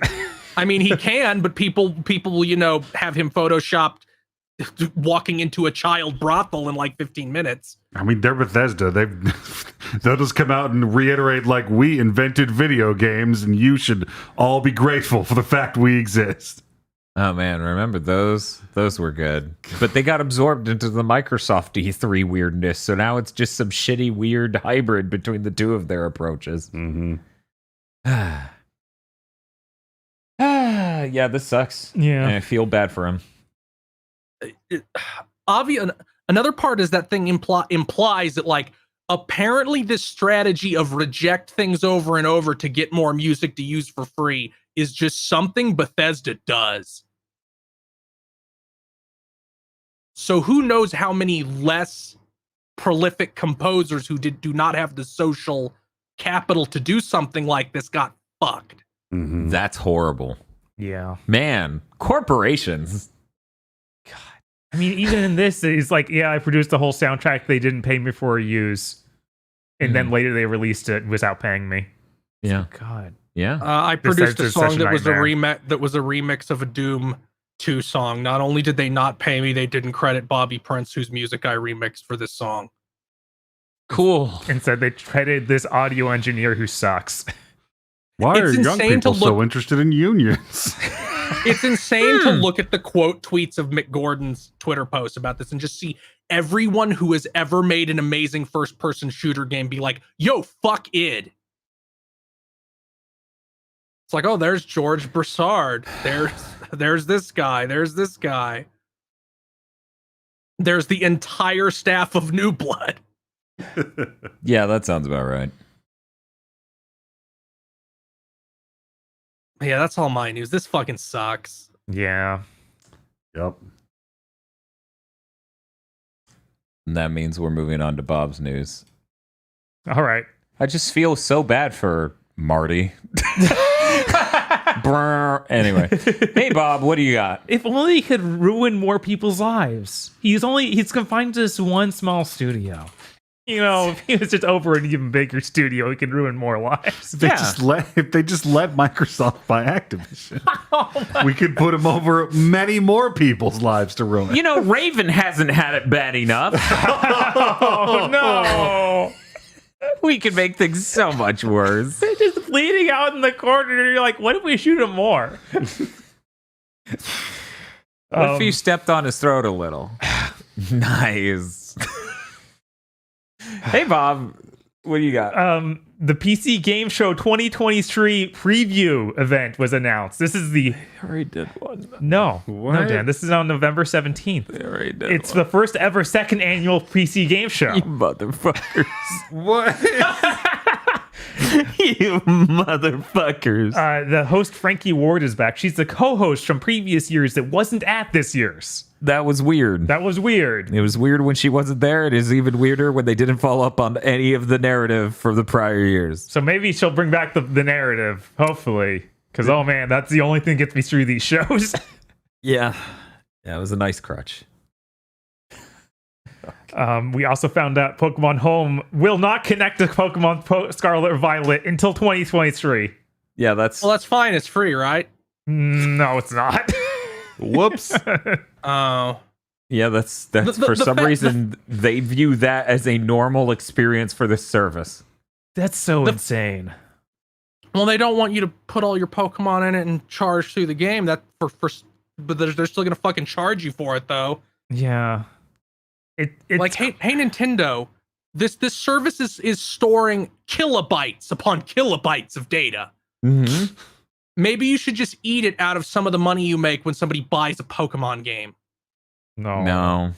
Yeah, I don't know. For them, they just seem to think this is normal and nothing's weird about this. And it's like, no, if I have a fucking bank or a home full of Pokemon, I probably want them to come over to the new game and have a fun adventure with me, not,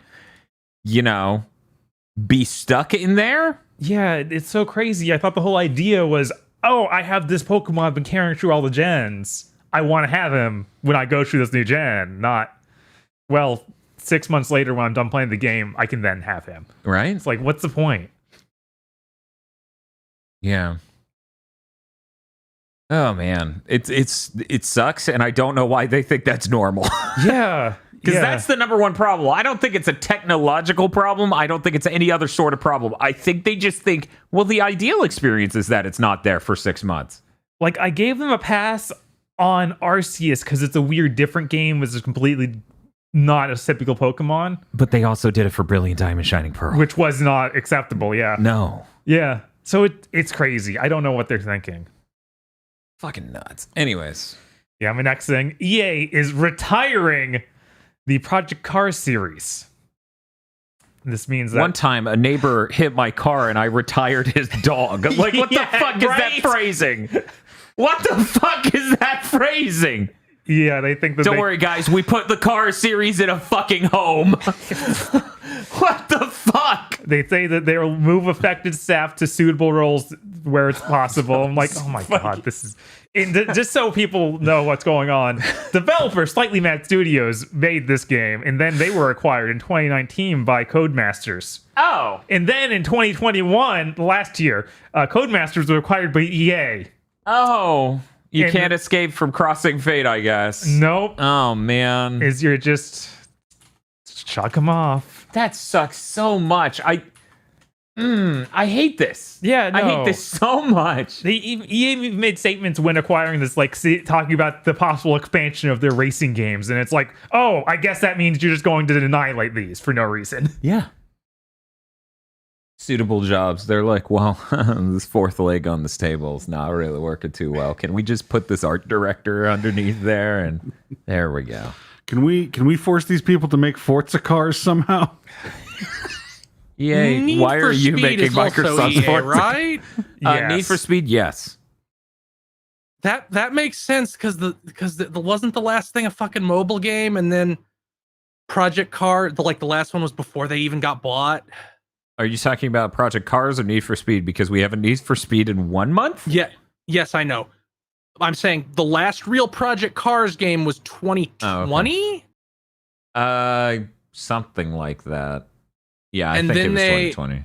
And then so before EA acquired them, so obviously we already have a racing game thing, shut it down. Why'd we buy you? We don't know. Yeah. Right? Yeah, these more corporate consolidations are in fact bad. Whoa, surprise, shock. For the people who have Xbox brain damage in the audience, no, we're upset about a consolidation that isn't involving Microsoft. Please write this down on your note card so you can look at it and remind yourself, oh, they don't just specifically hate Xbox. They, as it turns out, like human rights and things not being conglomerated. Literally, fucking weird thing. I'm pretty sure all Codemasters makes his racing games, so why'd they buy them? I don't know. That's part of what's so upsetting about this. Yeah. Because it's like they're going to go down this road of literally just shutting down all their other racing games because they're like, we don't want to compete with ourselves. Yeah. Who knows how long Codemasters last? I don't think that Grid game they released did very well. The one after EA acquired them. EA, just this has always been their thing, and they stopped for a little while, so people forgot. Mm-hmm. Okay, moving on. There's a rumor that there's an Horizon is in Horizon Zero Dawn, not the cars. Okay. There's an MMO RPG in production over at NCSoft. That's weird. Yeah. That is weird. That's weird. We can all agree on that, Bob? Yeah, that's weird. Okay. It's absolutely weird. Yeah, that's. But at the same time, it ties more into Sony's lost their minds. and like, all we can make is Horizon. We have three different ones in development. It sounds like Jim Ryan's just fucking crazy and is like the things that were really popular on PS4, that's all we can do forever. Also, Bob, if this thing's true, that makes 4. Oh. Because there's the VR one, there's the obvious sequel they lead into in Forbidden West. Then there's this, and then there's the multiplayer thing. God. Holy shit. They can make something else, please. That's so much of one IP. That makes The Last of Us blush. Unless this is just like one of those things like this will only really be available in China. It's some weird thing that's also on mobile phones because their consoles don't do very good there. Oh, yeah, maybe. But yeah, NCSoft is Korean. They're the people who do Guild Wars. Yes. Mm-hmm. Oh, yeah, that's right. It better just be a skin of Guild Wars. I better play this game and lose my mind as I'm like, they tricked me. Well, NCSoft doesn't make Guild Wars. ArenaNet makes Guild Wars. Yeah. Okay, yeah. So I imagine this would be made by the same people who make like Ion and Blade and Soul. Great. I'm just imagining a version of Horizon filled with like more anime-like characters you see in those games, which is really funny. The best thing since she showed up in Genshin Impact. Yes. And still doesn't have her other shit, by the way. No, I have no idea what's with that. That's dire. Nintendo in Dana, that's DENA, so it's DNA, but they're a mobile game company that Nintendo has worked with a lot for their mobile games, like Mario Run and a bunch of them. They're doing a joint venture company called Nintendo Systems. Least Googleable thing ever. Right? Their goal is to strengthen the digitalization of Nintendo's businesses and create a value-added services. Tax shelter. How can we add Pokemon Home to every franchise we have? Right. Take your Mario from Odyssey to Odyssey 2 using Mario Bench. Bench your Mario and then unbench him in the new game. 3 months after the new game comes out. God. Remember, the bench is first in, last out. God. Okay. And I guess you're finishing out with the Nindy World Showcase? Yes, I have. I took a few notes during this. Okay. This is by no means everything in the show. I only picked up things that I was like, this looks neat. Didn't realize we had one of these. Yeah, it happened yesterday. First one, Have a Nice Death. Okay. It comes out March 22nd next year. It visually looks kind of like Hollow Knight, but unfortunately it's a roguelike, which was a downer after I heard that. But you play as like a little Des who kind of reminds me of Des Jr. with Scythe. Maybe because I'm damaged, maybe because they're damaged. I don't know. No, that's the first thing I thought of also. That and then the Bound Arc. So this could be neat. Next one, Pepper Grinder. This looked really good. It comes out next year. It's brought over by, or it's published by Developer Digital. It's a 2D drill-based platformer. So you're literally like, plays this little character holding a drill who can drill into the ground, and they do puzzles based on drilling around the environment. So it kind of is like Drill Jozer, but has way more like... And Pepper is involved somehow. The planet is made of pepper. I don't know. Look, Maybe the main character is Pepper Ann. And it's a grind. I fit Like MMO grind. Like you're doing the same shit over and over to level up. I just viewed it as a pepper grinder being used as like slang for a drill in some way.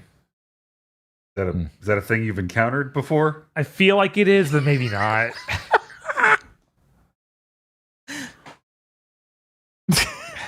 All right. Then they showed Oni Road to the Mightiest Oni. Oh, that's a great name. Yeah, Good job on that name. It's a kind of neat looking 3D action adventure game where you play as this Oni dude with a ghost that you control as well. But then they said that it controls using one Joy-Con, and I was like, oh, you decided you wanted to make a bad video game. Never mind. Yeah, that I didn't hear that part. That instantly kills it. That's really weird. Remember Opuna? No. That is the Wii RPG that they were like, you only control it using the nunchuck. But you have to connect that to a Wii remote. Yes, but it only uses the nunchuck. I remember that gimmick. I've never heard of this. This is insane. Every time somebody you use it with half a Joy-Con, I just keep thinking of playing Ikaruga on the Switch with the Joy-Con still hooked into the thing. You're just holding the Switch tall ways. God. And then the thing snaps. Yeah, absolutely. They also announced Rogue Legacy 2 is out now on Switch, so that just came out. So that means it's out on everything but PlayStation for anyone who's curious. Yes. Man, crazy. When did it in early access this summer? It ended early access on PC back in April-ish. Oh, okay. So it came out on early access last summer. No. That game launched this year. So, but it must be out of early access if it's on the Switch. Yes, it is out. It came out of early access and launched in April and came out on Xbox simultaneously. Okay. When did it come out early access? Like, when did it enter early access for you to buy it? A while ago. That was late last year, August, probably. Okay. Yeah. Man, that was a pretty quick turnaround. I expected like a year and a half. Right. Same. And the last thing they ended the show on was A Little to the Left. It's also out today for Switch.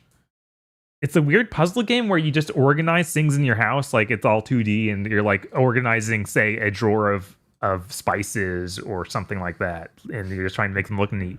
Yeah, we saw this. This chair looks good here. We saw this during the Summer of Gaming. It is the OCD simulator. Yes.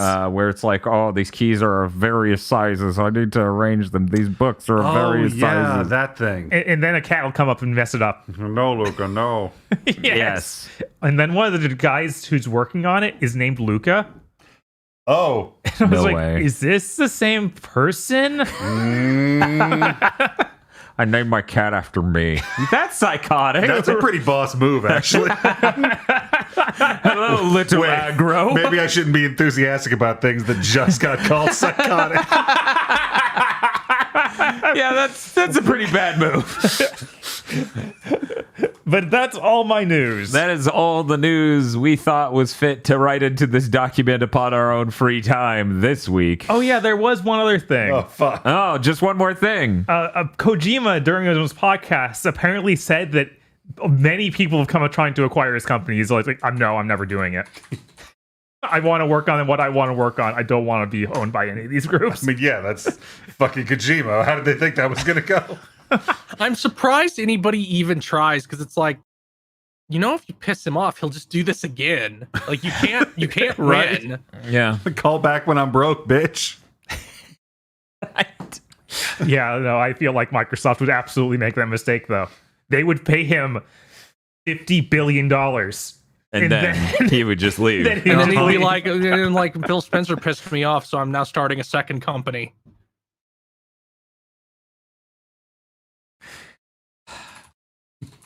Microsoft's like, we own the name Kojima Productions, so you can't call it that.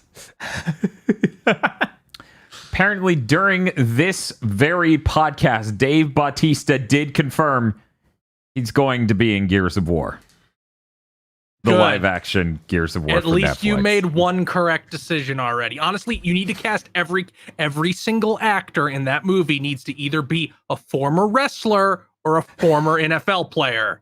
Yeah. This is truth, yes. Yeah. Absolutely. What about the acting? The only acting they need to be doing is ripping a locust in half. Right? Like, it's all football players, WWE wrestlers. Then it's like Xavier Woods in a Gears uniform. Xavier Woods as the black nerd guy in 4 and 5 would actually be fine. That would be perfect casting. It would be great just because of how great his personality is. It would be like, what did you write for me? I'm going to say what I want anyway.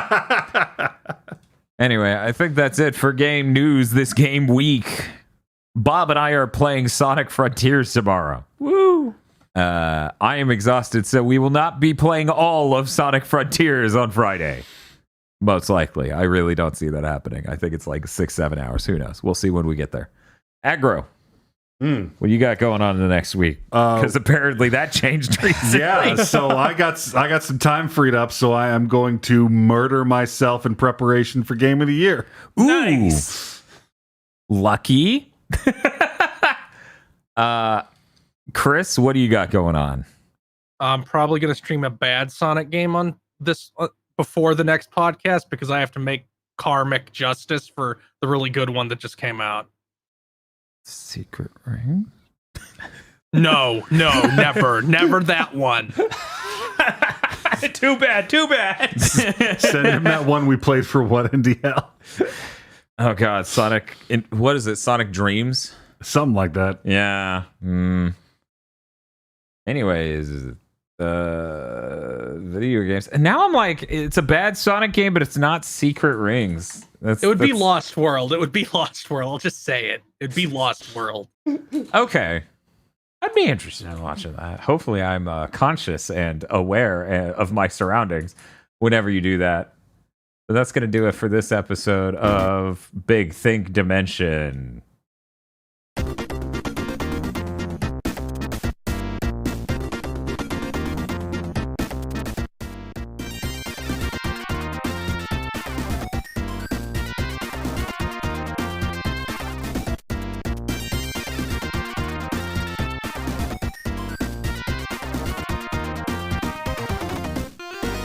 Thank you very much for listening to this episode of Big Think Dimension. Podcasts such as these are only possible thanks to your support over on patreon.com/gbpodcast, where you can get early access to our various series like Pokemon Go to the Movies, Shucking Bleach, and more. Head on over there to support us now, if you can.